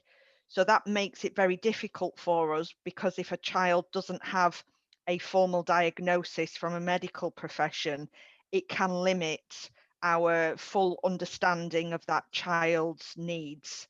Then we require our educational psychologists' input even more in the absence of that full medical diagnosis. So it is an ongoing challenge, which is going to be difficult, not just for Denbighshire, but for all local authorities. Diolch. Diolch I chi, Nicola. Mae hynna wir. Un peth arall sy'n mhoeni fi ydy ffaith mae yna symudiadau mewn poblogaeth yn does. Mae pobl yn symud I mewn o ardaloedd eraill yn United Kingdom, yn y Deyrnas Unedig, rhai o Alban, Lloegr ac Iwerddon. Ac ydyn nhw yn dilyn yr un fath o asesiad pobl sydd angen cymorth ychwanegol yn eu haddysg? Do you want me to answer this one, Geraint? Fawr. Yeah, they don't follow exactly the same systems in terms of the support that they provide, but what there are very strong systems of the transferring of information and data. So whether if a child is well, currently for us with a statement or an IDP moving forward, or they come to us from England, for example, with what they call an EHCP, we would convert that into our version with all the information that they provide. So they're not exactly the same, however they never have been, but what there is quite sort of strong and robust procedures to convert those into the correct documentation once they transfer to a different area. Iawn, diolch yn fawr. Mae yna un o ddau o ddwylo I fyny, ond mae rhaid dod I ben, da ni'n eisiau egwyl bach cyn bo hir, ond mae yna ddau o tu allan i'r Pwyllgor eisiau siarad. Na I gychwyn tro yma eto, yr merched yn gyntaf, y cynghorydd Gwynedd Censler. Diolch yn fawr iawn. Just yn sydyn, sut mae'r cydweithrediad efo CAMS, ac oes na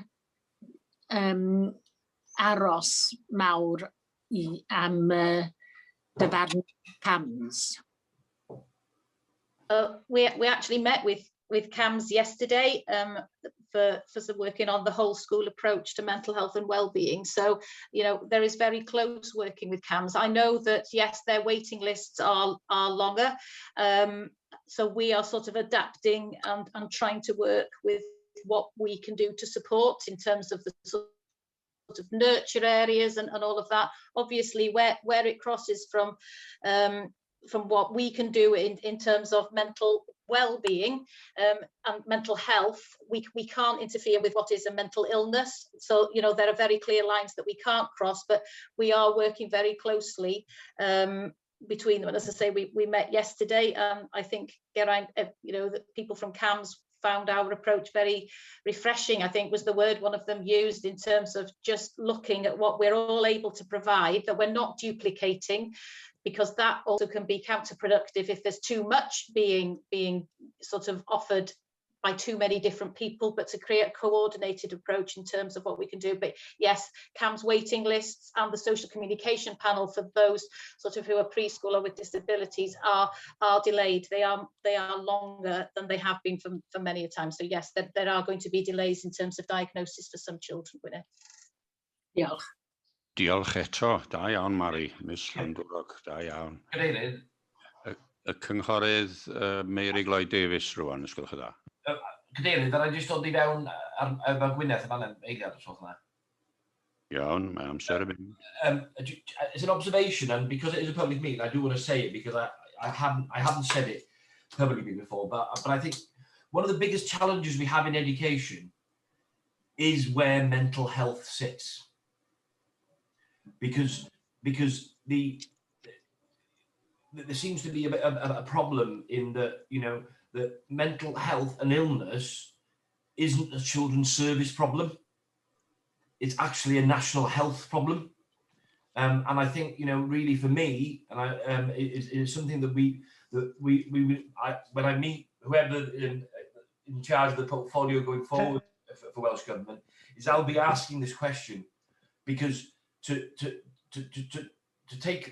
not take mental health serious enough to class it as an illness and national health treat it, rather than push it to a social worker's problem, that is not the situation we really need to be in. So I think, you know, there's a lot of work we have to do in this area in the future, and there's something that hopefully over the next 12 months or the last 10 months that I've got left in post, that I will be trying to champion that a little bit more to raise that awareness, because I think that's a massive challenge we've got, because I think it would, by identifying the issues early and getting treatment early, would alleviate pressures on the National Health Service mental health later on in life.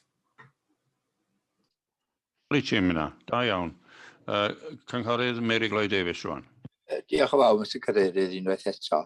Wel, diolch am yr adroddiad. Dwi wedi trio dadansoddi pyn bach yna fo. Ond tybed ydy atodiad 2 a 3 ar gael yn y Gymraeg, achos o'n i sylwi bod siroedd y gogledd i gyd yn atodiad 2.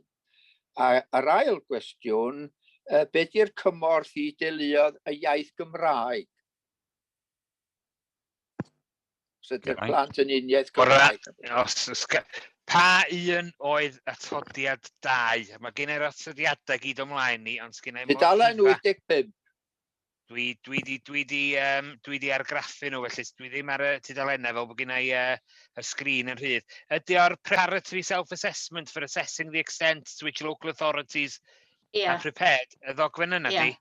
Dyna fo, gan J. Earl sydd wedi rhoi at y gilydd. Ie, dyna ni. Ar hyn o bryd, na, tydi'r ddogfen yma, mae'n ddogfen mewnol, gweithredol, sydd yn newid yn rheolaidd, achos fel dyn ni'n asesu y cama sydd yn cael i'w cymeryd, mae'r cynnwys yn newid yn rheolaidd gan bod hi'n ddogfen fyw. Felly ar hyn o bryd, na, tydi'r ddogfen hon ddim ar gael yn Gymraeg, neu mi fyswn ni'n cyfieithu yn rheolaidd neu'n yn fusol bron iawn. Ia. A be am atodiad 3? Pa un di atodiad 3 rwan? 103, tudalen anghenion addysg ychwanegol atodiad 3, gwybodaeth. Hyderus o ran anabledd cyflogwr. Dyna fo dweud. Llai ddim gweld pa un ydi atodiad 3. Os ydi atodiad... Dyna fo, dwi wedi rhoi llun i fyny. O, ia, dyna ni. Ia, what is changing. Yr PowerPoint di yna, yr cyflwyniad. Dwi ddim yn siŵr, Mari, ydy hwnna'r gael yn Gymraeg? Dwi'n meddwl ar y funud, oedden ni'n gweithio ar hwnna sŵarachdio ddim ar gael ar y funud, ond mi fydd o. Mi fydd hwnna ar gael yn Gymraeg. Mi fydd y gyfieithiad yn dod allan ar gyfer hyfforddi, ac yn naturiol mi fydd hyfforddiant yn ddwyieithog. O ran y gefnogaeth i deuluodd i ysgolion cyfrwng Cymraeg, mi fydd unrhyw hyfforddiant, unrhyw adnodda ac yn y blaen ar gael bob dim sydd o fewn yn rheolaeth ni ar gael yn ddwyieithog yn naturiol. Rhai pethau lle dyn ni'n gweithio hefo rhanddeiliaid allanol. Sgynnon ni ddim rheolaeth dros i'w cynnwys nhw, ond o ran cefnogi 15 ysgol cyfrwng Cymraeg yn naturiol, mi fyddwn ni yn trio sicrhau bod bob dim yr adnodda a falle ar gael yn Gymraeg lle allwn ni. Diolch yn fawr, Gareth. Diolch yn fawr, Mr Cadeirydd. Diolch i chi. Mae Joe eisiau dod mewn. Do you want to come in, Joe? Yes, it's just to add that the appendix 3 is, we're just finalising the document. So once it's finalised, we will get that translated. And as Geraint said, all the documents that we're preparing, whilst they're sort of internal documents that are in draft form and being worked upon, we wait until they're sort of near finalisation and we're happy with them, and then we get them translated. There are some documents such as Appendix 4, which you have sight of, which is a fairly draft document, but because this is a document that we needed all schools, including Welsh mediums, to work with, we did get that translated, so that obviously Welsh medium schools can work through it in their first language. Mr. Cadeirydd, About. Yeah, sure.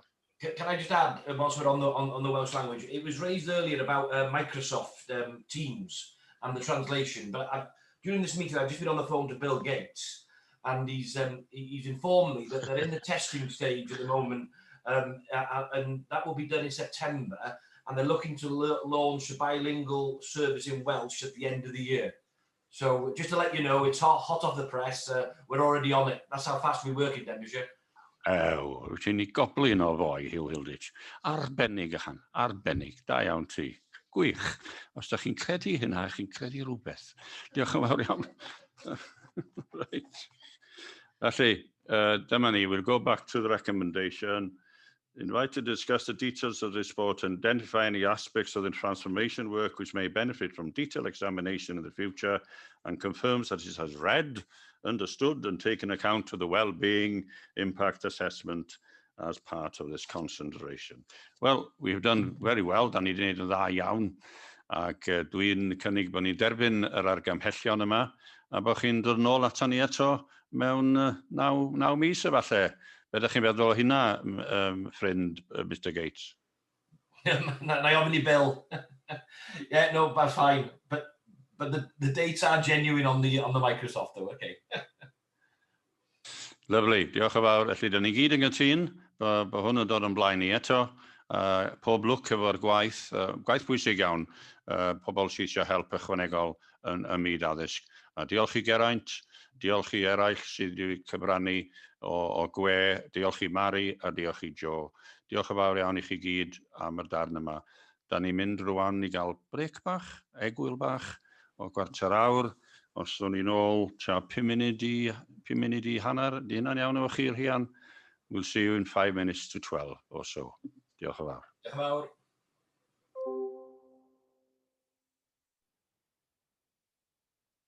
Croeso nôl, dyma ni, da ni'n mynd mlaen i'r eitem heddiw.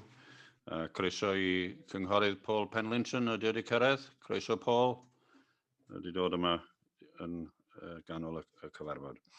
Y beth nesaf ydy Cynghorydd Julian Thompson Hill, ac dwi'n credu bod Alan Smith yma, dwi'n siŵr am hynny.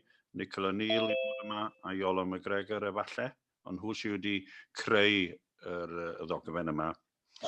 Ac ydyn ni'n mynd I drafod yr adroddiad ac gofyn pa gamau eto sydd angen I ni I gario ymlaen wedi darllen yr adroddiad. Drosodd ata chi, Julian. Croeso I chi.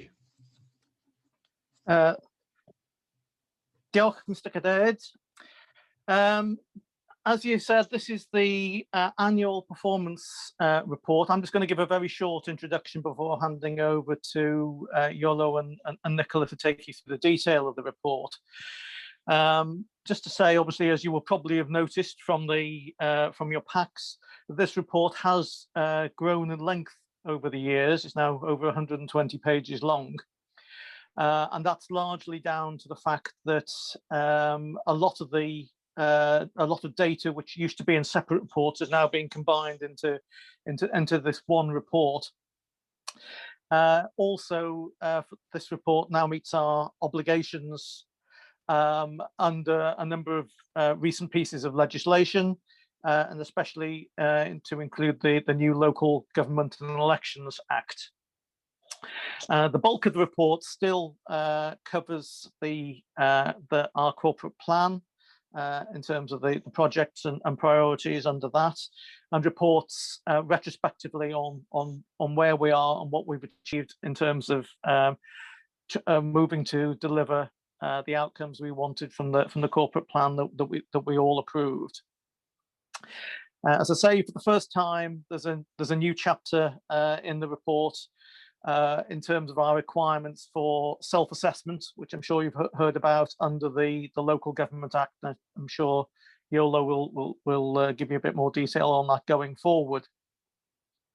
In terms of the report itself, it covers a number of areas. There's a section on the finance of the authority and also how we funded the corporate plan. Of course, we couldn't have a report without mentioning the impacts and our responses to COVID.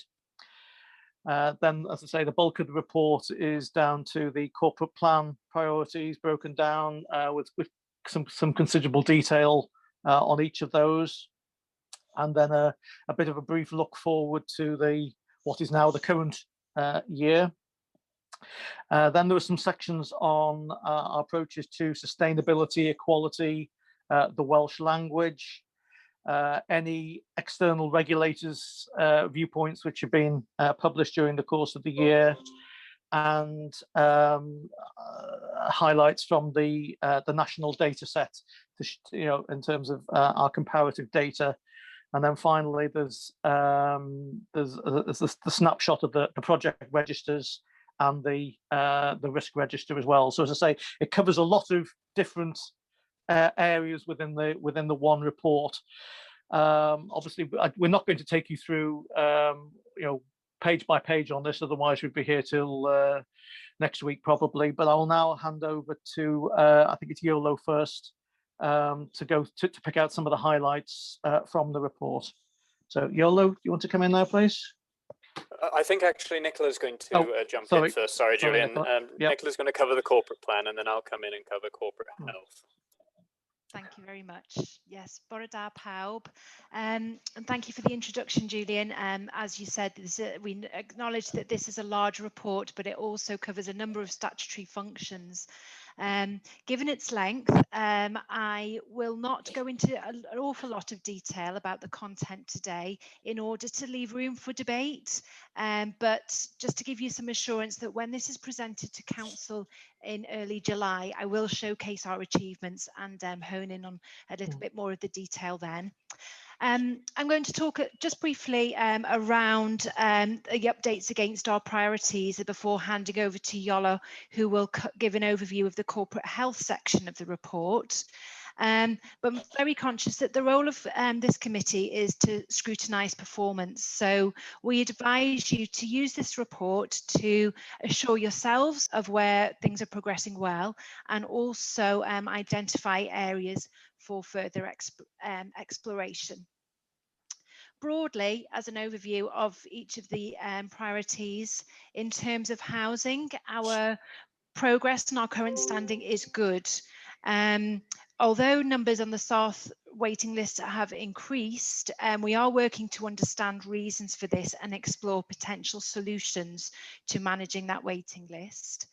At the outset of the corporate plan, we committed to providing over 1,000 extra homes in Denbighshire by the end of March next year, and we are largely on track to deliver that. We've certainly scoped out all of the locations where extra housing will be delivered, but certainly in the example of the provision of additional council homes, there may be a little bit of slippage in the timetable due to COVID and the restrictions that that's placed in terms of number of builders on site and that kind of thing. Nevertheless, we have identified the sites and the homes that we'll be bringing forward. Moving on to the connected priority, this one is actually a priority for improvement at the moment, and that's largely due to the road conditions and also the condition of our broadband infrastructure. However, we do have projects in place to address broadband infrastructure, and they're progressing well and developing momentum. Some of the projects we'll deliver in the next financial year include a project to improve the events infrastructure around the county, which was something that was really important to our residents when we were doing the county conversation. It's a project that has been on hold due to COVID, but again, momentum is picking up there now. In terms of community resilience, there are a few key projects here that include that I will You're breaking up, Nicola, I'm afraid. great community resource teams. Hello, can you see me okay? I've just had a message that my connection's unstable, so I'm going to stop my video. Yeah, please, go. Diolch. yes, lots of projects here have been completed actually under this priority this year, and overall we're making good progress. It's a very similar story with the environment priority. There's been a significant development this year in terms of adoption of a climate and ecological change strategy. And in general, we've delivered very well against this priority. The projects are progressing well. Where there is a challenge is in terms of the energy efficiency of existing council homes. Social distancing restrictions have made delivery against the timetable challenging because it's been difficult for people to enter homes in order to make the necessary changes to enable those energy efficiency measures to be brought forward. But nevertheless, the work is still in the pipeline and there is a plan there for its delivery. And finally, in terms of the young people's priority, COVID really has had a significant impact here. One that I think we're still in the middle of, and it's difficult to really draw conclusions about what the impact will be on children's education and their attainment potential in the future. However, I know as a committee that you've talked about educational attainment at some length this morning. Another area of concern under this priority is the level of youth unemployment, which has really grown exponentially since the impact of COVID, and where Denbighshire's position is significantly worse than that of the rest of Wales. However, we do have numerous interventions in place to try to address this. So we've got the Work Start scheme, Working Denbighshire, and also work placements associated with opportunities throughout the council. So there are interventions in place. So that's just an overview and a high-level view of where each of those priorities are that I wanted to give you today. I'll hand over to Iolo now, who'll speak a little bit about the corporate health section, which is a new section of your report, and then we're happy to take questions. Diolch yn fawr. Sorry, Iolo, just before you come in, if I could just add 2 points that I forgot to mention at the beginning, just to reinforce what Nicola has said. I just wanted to highlight, I think it's about page 155, 156, something like that in the report, which is a note on measuring performance. Because whilst we do have 2 areas, as Nicola highlighted, which are still remaining as priority for improvement, it's just to clarify what that actually means. And the definition there is essentially that it's below the comparative median data for those items where we can have comparable data across Wales. So I just wanted to try and reassure that whilst they are areas for priority for improvement, it doesn't necessarily mean that our performance levels are necessarily poor. It just means that in relation to the other authorities in Wales, we are unfortunately below the median level.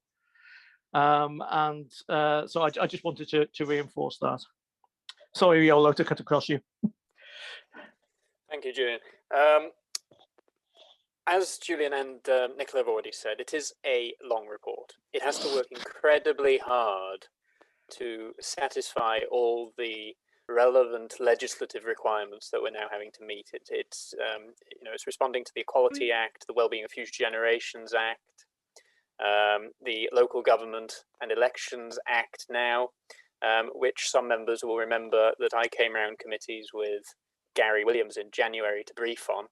I was particularly there to brief, obviously, on the performance aspects because those elements were coming live from April that's just passed.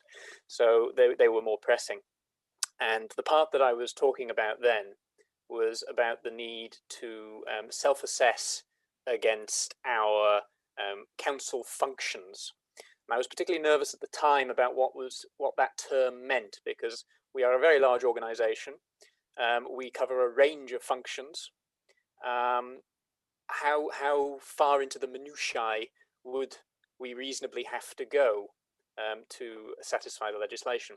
So we've had independent advice through the WLGA that our report would have to cover our performance objectives, our wellbeing objectives, which fortunately the annual performance report already did, as did our QPRs, which you see regularly. The only additionality would be the 7 governance areas that the statutory guidance refers to.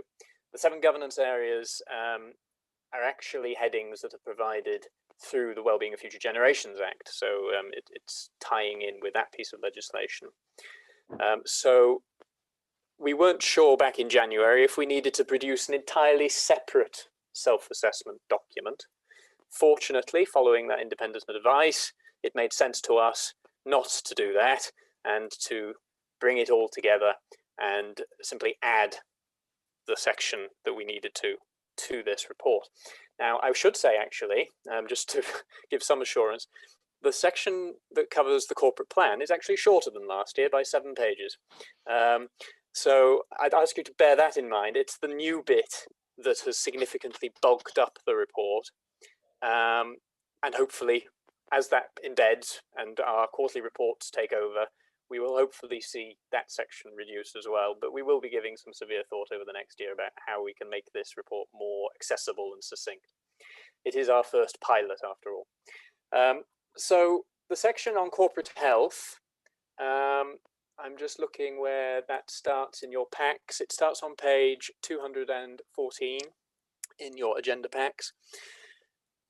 We followed exactly the same format that you're used to seeing with the corporate priorities. So the first section will talk about performance against a set of measures that the senior leadership team and lead members have identified.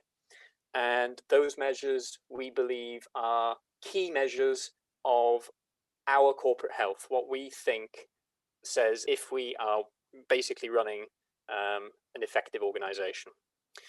And then the subsequent section after the measures looks at those 7 headings in detail, and we have had obviously input from lead officers responsible for those areas. So the finance section has been written by Steve Gadd, assets by our assets manager, and procurement by the procurement team, etc. So just wanted to assure members that this is not information I've pulled off the top of my head. It has had service input, obviously. And then finally, I think I should point members to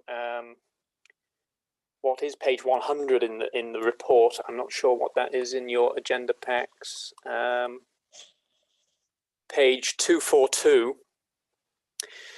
What we've done there, the legislation requires us to draw out improvement activities for the year ahead. So based on the analysis that officers have provided us for the 7 governance areas, we've then tried to draw out reasonable improvement activity for us to focus on in the year ahead. So it's important that members are aware of that as well.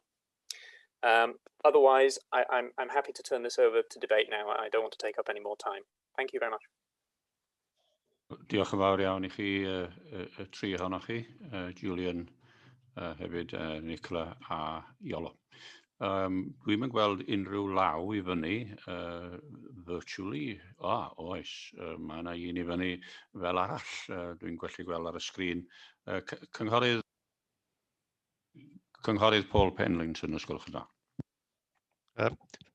Thank you, Chair. I was just looking for the virtual hand. That's what waving at you. As somebody said, this is a very large report, and I don't want to get into the minutiae of it too much, but we're here all week. There's a couple of questions I've got about finance of it all. There's reference on page 6 to an underspend of 9.5 million. Is that really an underspend, or has it been allocated elsewhere to start off with? Thank you. Okay, I can answer that one. I haven't got to the page exactly, so I think it's about 9.7 million in round figures. It is the official underspend figures as I reported to Cabinet on the outturn figure a few weeks ago.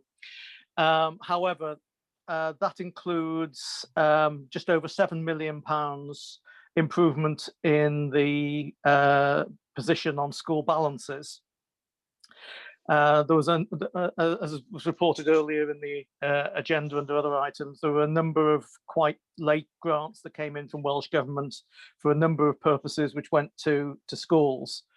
And because schools obviously have been closed for much of the last 12 months. There were a lot of one-off costs as well in terms of savings on lighting, heating, and a lot of other things. So that significant chunk almost needs to be put to one side. In terms of the services and corporate budget, which makes up the balance of that, in a number of cases, services have declared what is a legal underspend, but what it is essentially, it's deferred spending because they weren't able to spend it in the last financial year. And we agreed that we obviously wouldn't take those off them, we'd roll them forward into this year. And again, in terms of corporate budget, we received some additional Welsh Government funding rights at the death of the financial year, which has enabled us to allow us to essentially to support the services that we otherwise thought we weren't going to be able to support. So yes, on paper it looks like it's a huge underspend. Most of it's from schools for one-off reasons, and much of the bulk of that is deferred spending, really, essentially, not actual underspend. Okay, thank you. I didn't think we'd have a bag of money lying around. Thank No. you. I wish, yeah. Right, hapus, Paul? Iawn. Ymlaen â ni at Cynghorydd Peter Scott.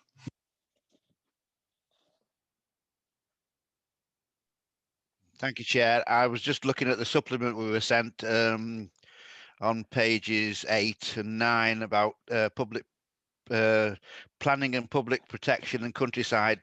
Stage 1 complaints were down at 94%, and the second one, stage 2 complaints, it's down as far as 33%. I'm just wondering if we have a problem in that area, and then we're looking into it. That's all, Chair. Thank you. Just on that, Councillor Scott, that's just an information report on the complaints process. That's not related directly to this report. I thought I'd seen public planning and all that in this report as well. My fault, I'm looking in the wrong place. Okay, diolch yn fawr. Diolch i Rhian a diolch i Peter. Councillor Martin Holland, please.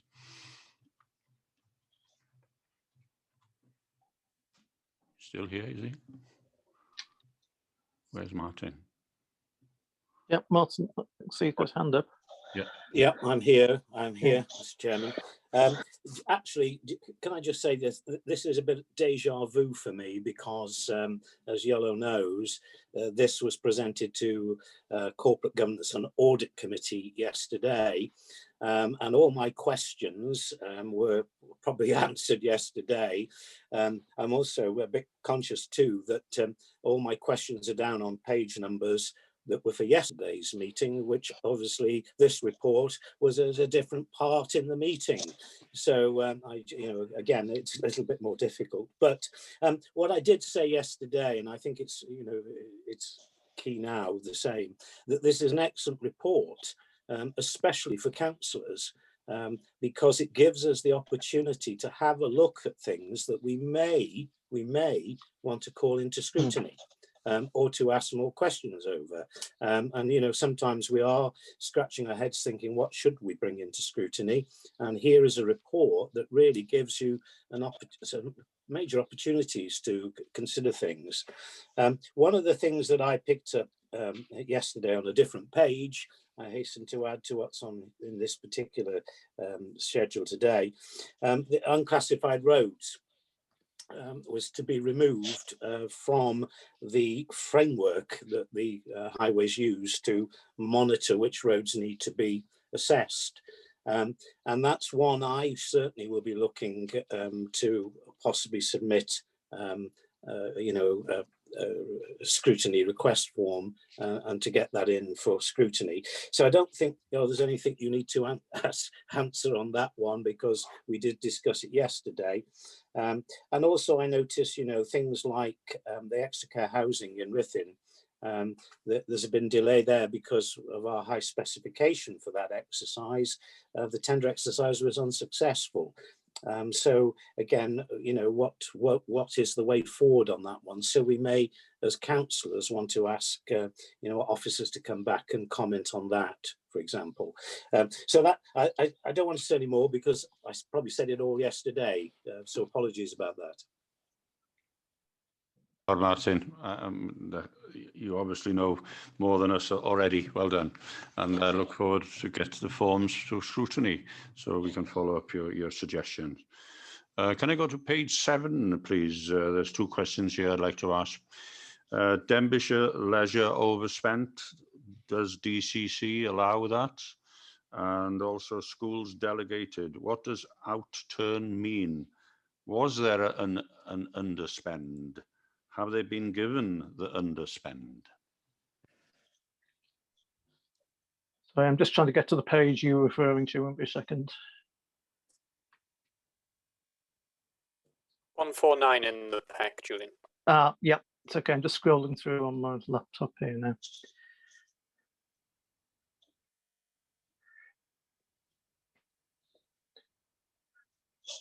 Okay, in terms of the school's delegated budget, as I said in response to Paul's question, there was an improvement on the position on the schools. As you'll know, we came into the year with a deficit balance across the school estate, and that turned round and improved by just over the £7 million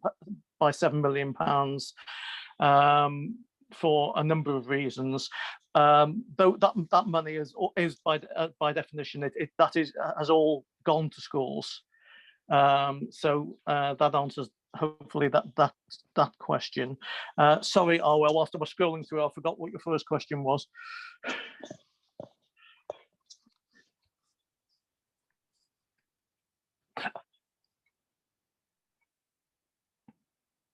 It was about Denbighshire Leisure, wasn't it? It was, Julian. Yes, yeah, it was, wasn't it? Denbighshire Leisure obviously was in a pretty unique situation last financial year, in that it was set up as a standalone company on the 1st of April, and then everything was promptly shut down on the 1st of April because of COVID. Essentially, pretty much all of the loss of income that we would otherwise have anticipated coming into Denbighshire Leisure was claimed back from Welsh Government as part of their funding support package. The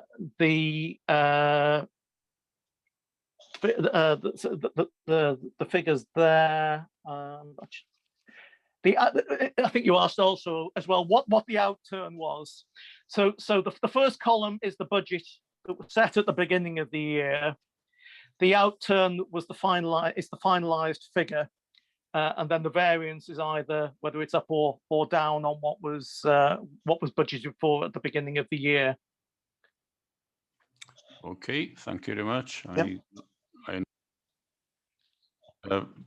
Paul Penlington has got his hand up again virtually now. Chair, sorry. Going back to a couple of points, one raised by Martin about highways and such like. Where's my question gone? On the report I've got, page 9 and 10, capital expenditure states £24.5 million on highways, only 5 million on education. Can you tell us which grants or what grants both of these services have had and how much?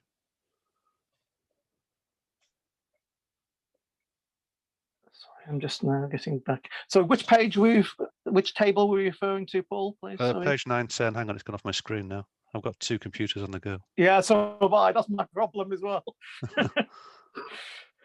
151. The report I'm looking at is page 9. I don't know what you're looking at. Okay, yeah. Oh, I've got it there now.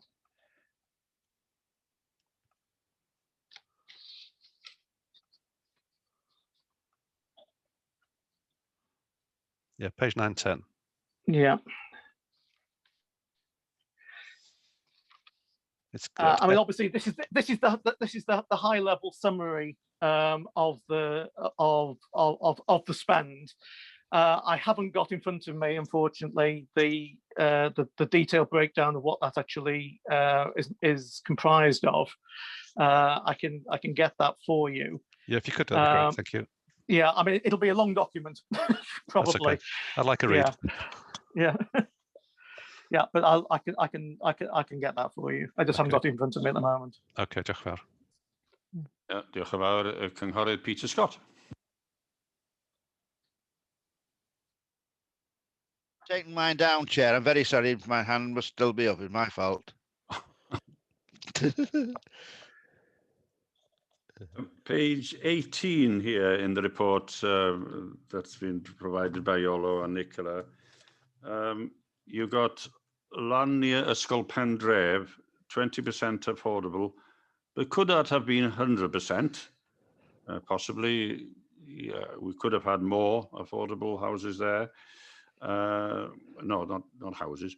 And then section 106 being challenged by shared equity property owners. What does that mean on page 18? Bit of a loss there. Hello, Chair. I'll try to answer that for you. As far as I can, not being an expert in the topics though.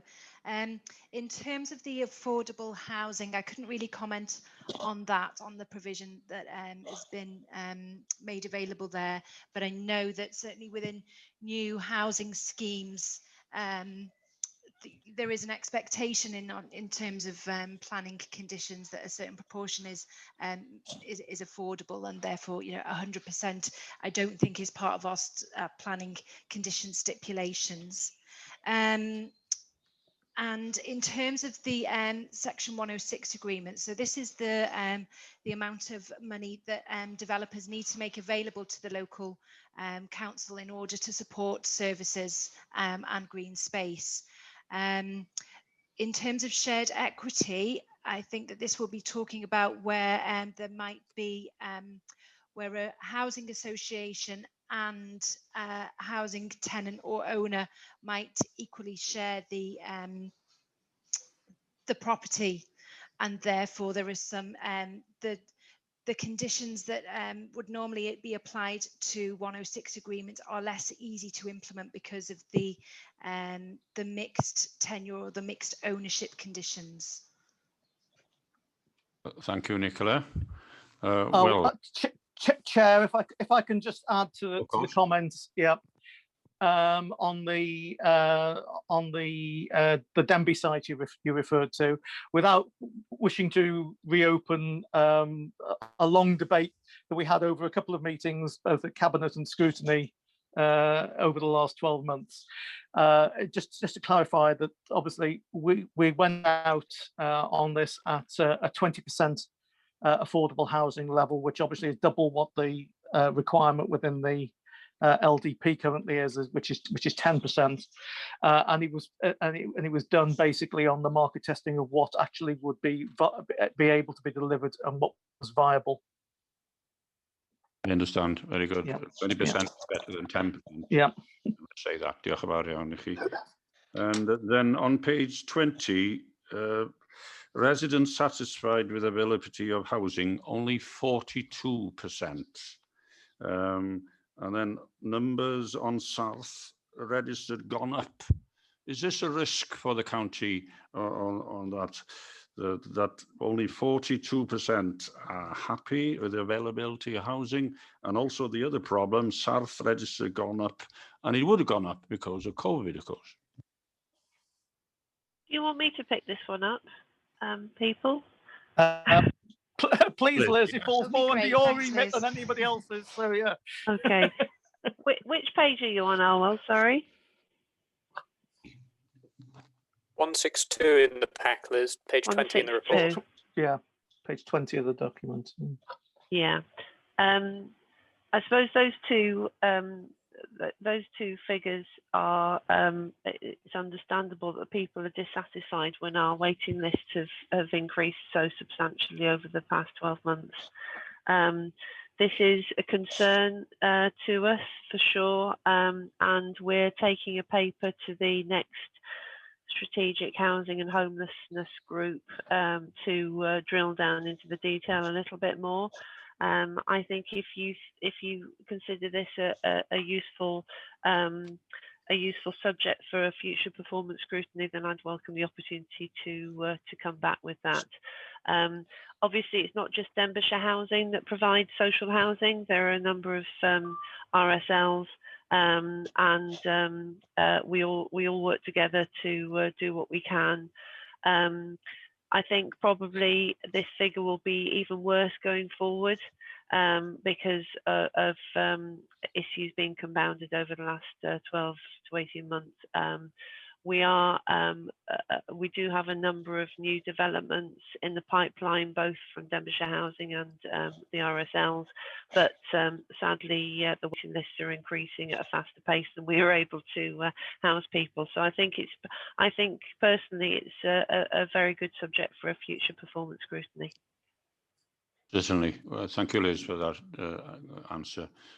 Paul Penlin, back with us again with a question. Sorry, Chair. I was going to suggest we bring this housing issue to a future scrutiny, but Liz beat me to it. Sorry. Well done, Liz. Well done. Can I go back to the report again? Page 46, which is 188 on the document in front of me here also. There's rather a glib statement about Welsh books. Does that indicate books in Welsh, or books made in Wales, or books about Wales?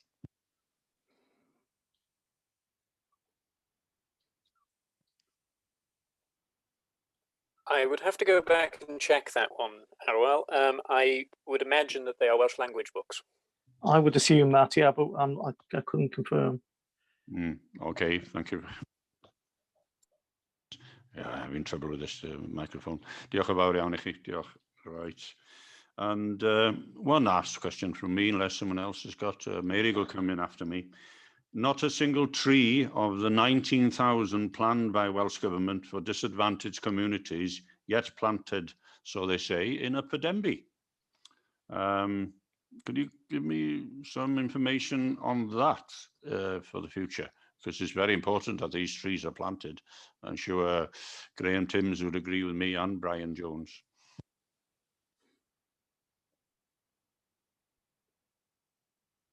The Hello page, there. that one is page 77. Thank you. Just take a look at that. Thank you. Sorry, I don't seem to be in the right part of the report. Is it page 193 that you're referring to, Arwell? No, it's page 219, and it will come under the climate and ecological change strategy. Yes, yeah. Okay. I'm sorry, Chair, can I come back to you about that? Because I'm just struggling to find it at the moment in the report. Lovely. So we'll go over to one who's outside the committee, and that's Councillor Mary Gloyd Davis now, please. Diolch yn fawr. Diolch yn fawr, Mr Cadeirydd, unwaith eto. Gai ambell i beth jyst i gael gwybodaeth. Rhif 6 yn yr adroddiad tudalen 141. Nid oes unrhyw gostau yn gysylltiedig â'r adroddiad hwn. Dwi'n mynd glir ydy hwnna'n gywir, a'i costau ychwanegol i costau y gweithlu neu be. Wedyn, da chi'n sôn am dai, da ni wedi bod yn ceisio gael tai unllawr yn trefnant i bobl sydd wedi ymddeol. Sut mae rwy'n mynd o gwmpas cael y math yna beth mewn adroddiad? Diolch yn fawr.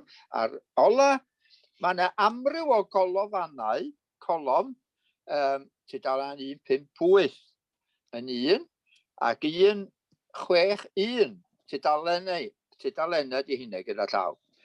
172, a wedyn 191 o dan amgylchedd, total carbon tonnage emitted through staff commuting reduced from, ac yn y blaen, i XXX tons during 20. Does e ddim ateb. A mae hynny'n digwydd mewn 4 rhan yn yr adroddiad yna, tudalen 191 ac 195.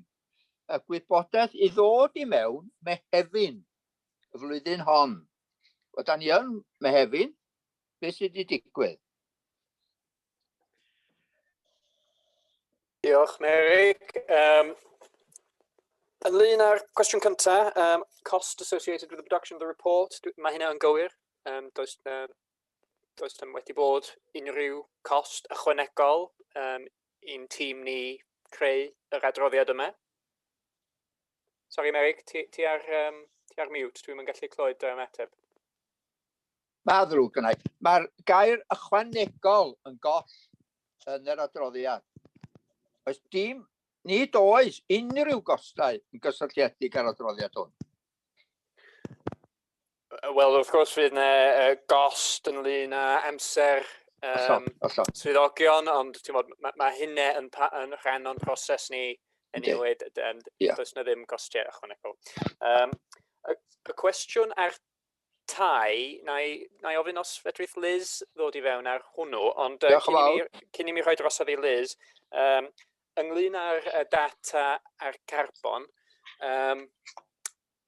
wrth gwrs oedd yr adroddiad yma wedi cael ei rhoi i fewn yn mis Mai ar gyfer y cyfarfod yma. Mae Helen Vaughan Evans a'i thîm yn gweithio'n galed iawn i trio cael y data yna yn barod i ni erbyn y 15fed o mis Mehefin, mewn amser i'r adroddiad gael ei rhoi fewn i cabinet a wedyn i'r cyngor. So gobeithio erbyn yr adeg yna bydd cynghorwyr yn cael gweld y data. Diolch yn fawr. A rhaid os oedd i Liz os... I'm through again, Mayrick. What was your question about the housing? Well, I'll give it in English. I can speak that one as well. It's about bungalows in Trefnant. We've been trying to get some bungalows for the elderly in Trefnant because it's a very popular little village. It's got a bus service and all that, but we don't seem to be getting anywhere. Could you assist there, or do I need to make an application to somebody in the council? Are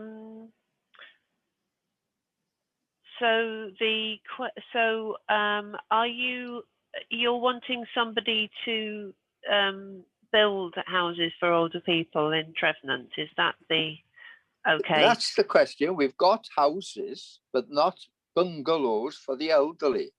Okay. And, well, I noticed in the report, Rhyl, Rhyddlan, Rhythyn, etc. is all mentioned, but Trefnant is left out actually. Okay, we're driven very much by the LDP and the needs assessment for housing. So that's a strategic assessment that's done by Angela and her planning team. And those of us who build social housing are very reliant on we need to meet the demand where it's highest. And unfortunately, we're not able to meet all the demand everywhere. So that's pretty much an answer to your question, I'm afraid. Yes, I wish I could build everywhere, but unfortunately, my hands are a bit tied. Diolch yn fawr. I guess hold of Angela. Mi welaf fod llaw Mr Paul Pennington I fyny eto. Croeso I chi, Paul. Thank you, Chair. Just I don't know if it's a question or a point, really. We've got this information update on complaints and compliments, etc. There's an example of a compliment.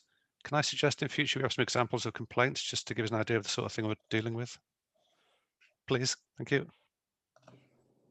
Yeah, I can make that request, but that isn't actually for discussion on the agenda today. That's not part of this report. I'll come to that under the work programme report. Fawr iawn, right, ag I Paul. Does na neb arall efo llaw I fyny, ac da ni wedi gorffen efo'r eitem yma. Felly, da ni... Excuse me, Chair. Oh, yeah, iawn. Oh, yes, Nicola. The trees. Yes, yeah, Sorry, I just wanted Nicola. to come back on that. Thank thank you. Well done. Yeah, so I found a place in the report, so thanks for that time. The community orchard has been developed in Denbigh, and there are plans to develop it further, but I do understand from the report that there has been a challenge in Upper Denbigh in order to find suitable land on which to plant more trees. But Countryside Services have tried to address this challenge by adapting outdoor spaces for further planting opportunities. So there is work to address the challenges that have been encountered when trying to increase the planting in Upper Denbigh. Excellent, excellent. Ardderchog, carry on with the good work there, Countryside Services. Diolch yn fawr iawn. Felly, da ni wedi edrych ar hwn, a da ni wedi derbyn y gwaith gan Julian a'r tîm o'i gwmpas. So, can we have someone propose that we accept the report, please? Diolch Martin, seconded by Councillor Ellie Chard. Diolch yn fawr, all in agreement? Good, diolch yn fawr iawn. We move on now to Scrutiny Work Programme, Gwaith y Dyfodol i Craffu. Atach chi, os gwelwch yn dda, tudalen 267, 29, dim rhian os gwelwch yn dda. Diolch yn fawr. Diolch, Mr Cadeirydd. Ia, rhaglen waith arferol chi sydd yma ar atodiad 1 sydd ar dudalen 275. Mi welwch yr rhaglen waith fel mae'n sefyll ar hyn o bryd. Mae'ch cyfarfod nesaf chi ar y 15fed o fis Gorffennaf sydd mewn 5 wythnos. So mae'n chydig bach llai amser na'r arferol tan y cyfarfod yna. A mae'n 2 eitem I lawr yn fanna ar hyn o bryd. Mae'r cynllun cynaladwy o ran trafnidiaeth I lawr, a mae adroddiadau blynyddol ac cyfarwyddwr gwasanaethau cymdeithasol am 2019 ag 2021. Mi gofiwch i'r gofyniad llynedd am yr adroddiad y gwasanaethau cymdeithasol gael mi ddudodd y Llywodraeth yn dod ddim angen wneud o llynedd oherwydd Covid, oherwydd bod nhw'n brysur yn delio hefo hynny, ond mi fydde'n ofyniad leni. A wedyn mae gofyniad ydy bod yr adroddiad yna rwan yn gwneud 2 flynedd ar yr adnoddau ar beth maen nhw wedi feddwl maen nhw angen I gwneud y gwelliannau ar gyfer y flwyddyn nesaf.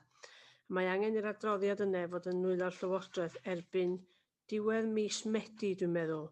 Felly mae'n ofynnol I chi gael hwnna mis nesaf. Mae'n mynd I fod dipyn o adroddiad oherwydd bod o'n cyfnod 2 flynedd, ac wrth gwrs mae cysgod Covid dros bob dim. Bydd ni adran swn I feddwl yno fo ar hynny hefyd. Sôn am gysgod Covid, mae'r cynllun ar y trafnidiaeth cynaladwy, mae hwnna wedi cael ei ddal yn ôl oherwydd Covid, a felly fyddan nhw ddim mewn sefyllfa I ddod â hwnna I chi tan tua mis Tachwedd. So os ydych chi'n fodlon, symud hwnnw I gyfarfod Tachwedd, a wedyn cario ymlaen gyda'r adroddiad ar y gwasanaethau cymdeithasol ar y 15fed o fis Gorffennaf. Diolch Rhian, felly dim ond 1 eitem bydd genon ni ar hyn o bryd yn mis nesaf. A mae'n adroddiad mawr, dyna ydych chi'n dweud, ia? Ie, swn I feddwl fydd yn adroddiad mawr oherwydd mae Covid wedi effeithio ar bob agwedd o waith y gwasanaethau cymdeithasol dros y 2 flynedd mewn ffordd, ag hefyd dwi'n siŵr braidd wersi wedi dysgu ar gyfer symud ymlaen ar gyfer blynyddoedd nesaf hefyd. Ond dwi'n derbyn hynny bod 1 eitem yn ddigon weithiau I mynd drosto a'i graffio yn fanwl iawn. Ydyn ni gyd yn gytun efo hynna? Pawb yn gytun? Diolch yn fawr iawn. Thank you very much. Diolch yn fawr. I fod ar yr agenda hefyd mis nesaf, ond mae cadeirydd wedi caniatáu symud hwn beth bynnag ydy'r adroddiad ar adroddiadau blynyddol cefndu eto am y 2 flynedd dwytha. Maen nhw wedi gofyn I hwn gael ei ohirio tan mis Medi, so mi welwch I hwnnw ar eich rhaglen waith yn barod ar gyfer y 10fed ar 20 o Fedi. Da chi wedi sôn bore yma, wrach mae'n nifer eitem yn dod o'r adroddiadau da chi wedi gael bore yma. Bydd angen newid I gael adroddiad perfformiad na fysa chi'n licio dod â nhw I craffu. Os newch chi lenwi'r ffurflen yn atodiad 2 a'i hanfon ei atai mor fuan as sy'n bosib, mae'r grŵp cadeiryddio'n ac is-gadeiriddion yn cyfarfod ar y 1 o'r Ffennaf. Felly, os fedra gael hwnna o fewn yr wythnos nesaf, mae gen unrhyw un sydd eisiau rhoi cais i fewn, fedrwn ni ofyn i'r grŵp cadeiryddion i ystyried o ar y 1 o'r Ffennaf. Dych chi eisoes bore yma wedi gofyn am y ddau adroddiad addysg yn ei hole ymhen 9 mis, so fydd hynny dwi'n meddwl ta mis Mawrth flwyddyn nesaf.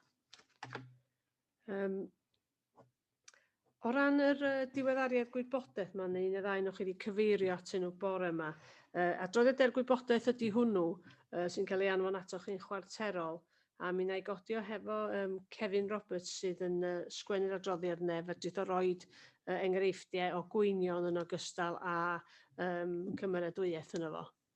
Diolch yn fawr.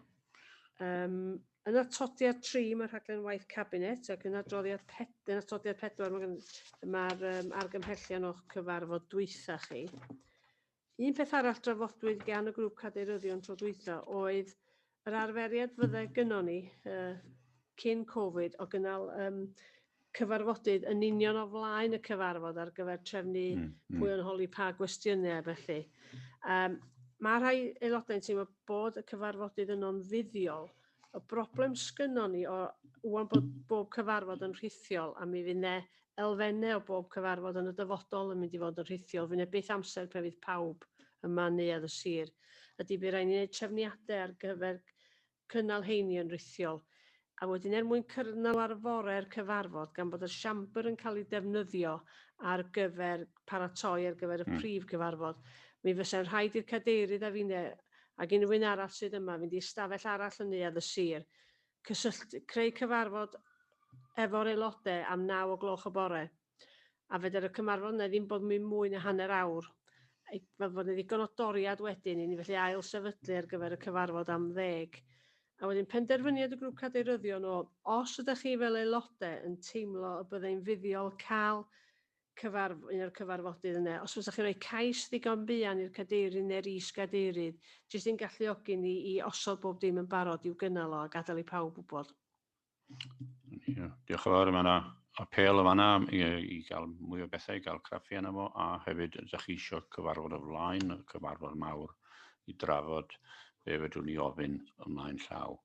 Ond mae rhaid i chi ofyn dyna cais gan rhian. Diolch yn fawr i chi am yr adroddiad arferol y rhian. Diolch yn fawr iawn i chi.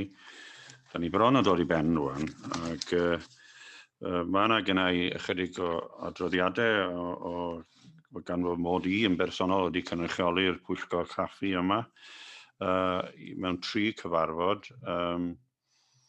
Ddoi mi fes i yn rhan o roi sialens i'r adran gyfreithiol sydd y rhian yn rhan ohono fo dan arolygaeth Gary Williams, sialens iddo fo. Roedd yna 4 aelod o'r cabinet yno, Julian yna'n un, ac dim ond fi o'r unig un ddar i ddod o'r pwyllgor craffu, dim neb o'r craffu arall. Mi gefais i y fraint efo cadeirydd cymunedau, dwi'n meddwl, ydy Hugh Williams, i fod o flaen 2 aelod o Estyn i gael gwybodaeth iddyn nhw sut mae sir yn wneud hefo addysg. A hefyd wrth gwrs dwi yn cynrychioli chi ar SIG, ystradiadaeth SIG, be di hwnnw'n Saesneg dwch? Investment Group. Felly, os yna rhywun arall wedi cynrychioli'r grŵp yma ar unrhyw gyfarfod, Eli, have you? No? I've just put my hand up just to inform everybody. I've got it booked down for Monday the 19th of July. I'm the rep on the Education and Children's Services Performance Challenge. Okay? Great. And so, yeah, I'm looking forward to the summer holiday, as I always used to say in school. Okay. Very good, very good. Well, there we are. Da ni wedi gorffen. Ga i ddiolch i bawb sydd wedi rhan o'r cyfarfod yma heddiw. Everyone has done his best. I've tried to, but it's very hot here. Thank goodness you are at home and you have more fresh air perhaps around you. Diolch yn fawr iawn i chi gyd. Thank you all of you for coming, and officers, and also the officers around me here, a'r un sydd wedi cyfieithu hefyd. Diolch Marian. Diolch yn fawr iawn i chi. Hwyl fawr. Thank you, Chair. Cheers, Arwel. Thank you very much. Thank you. Well done, Arwell. Thank you. Bye all.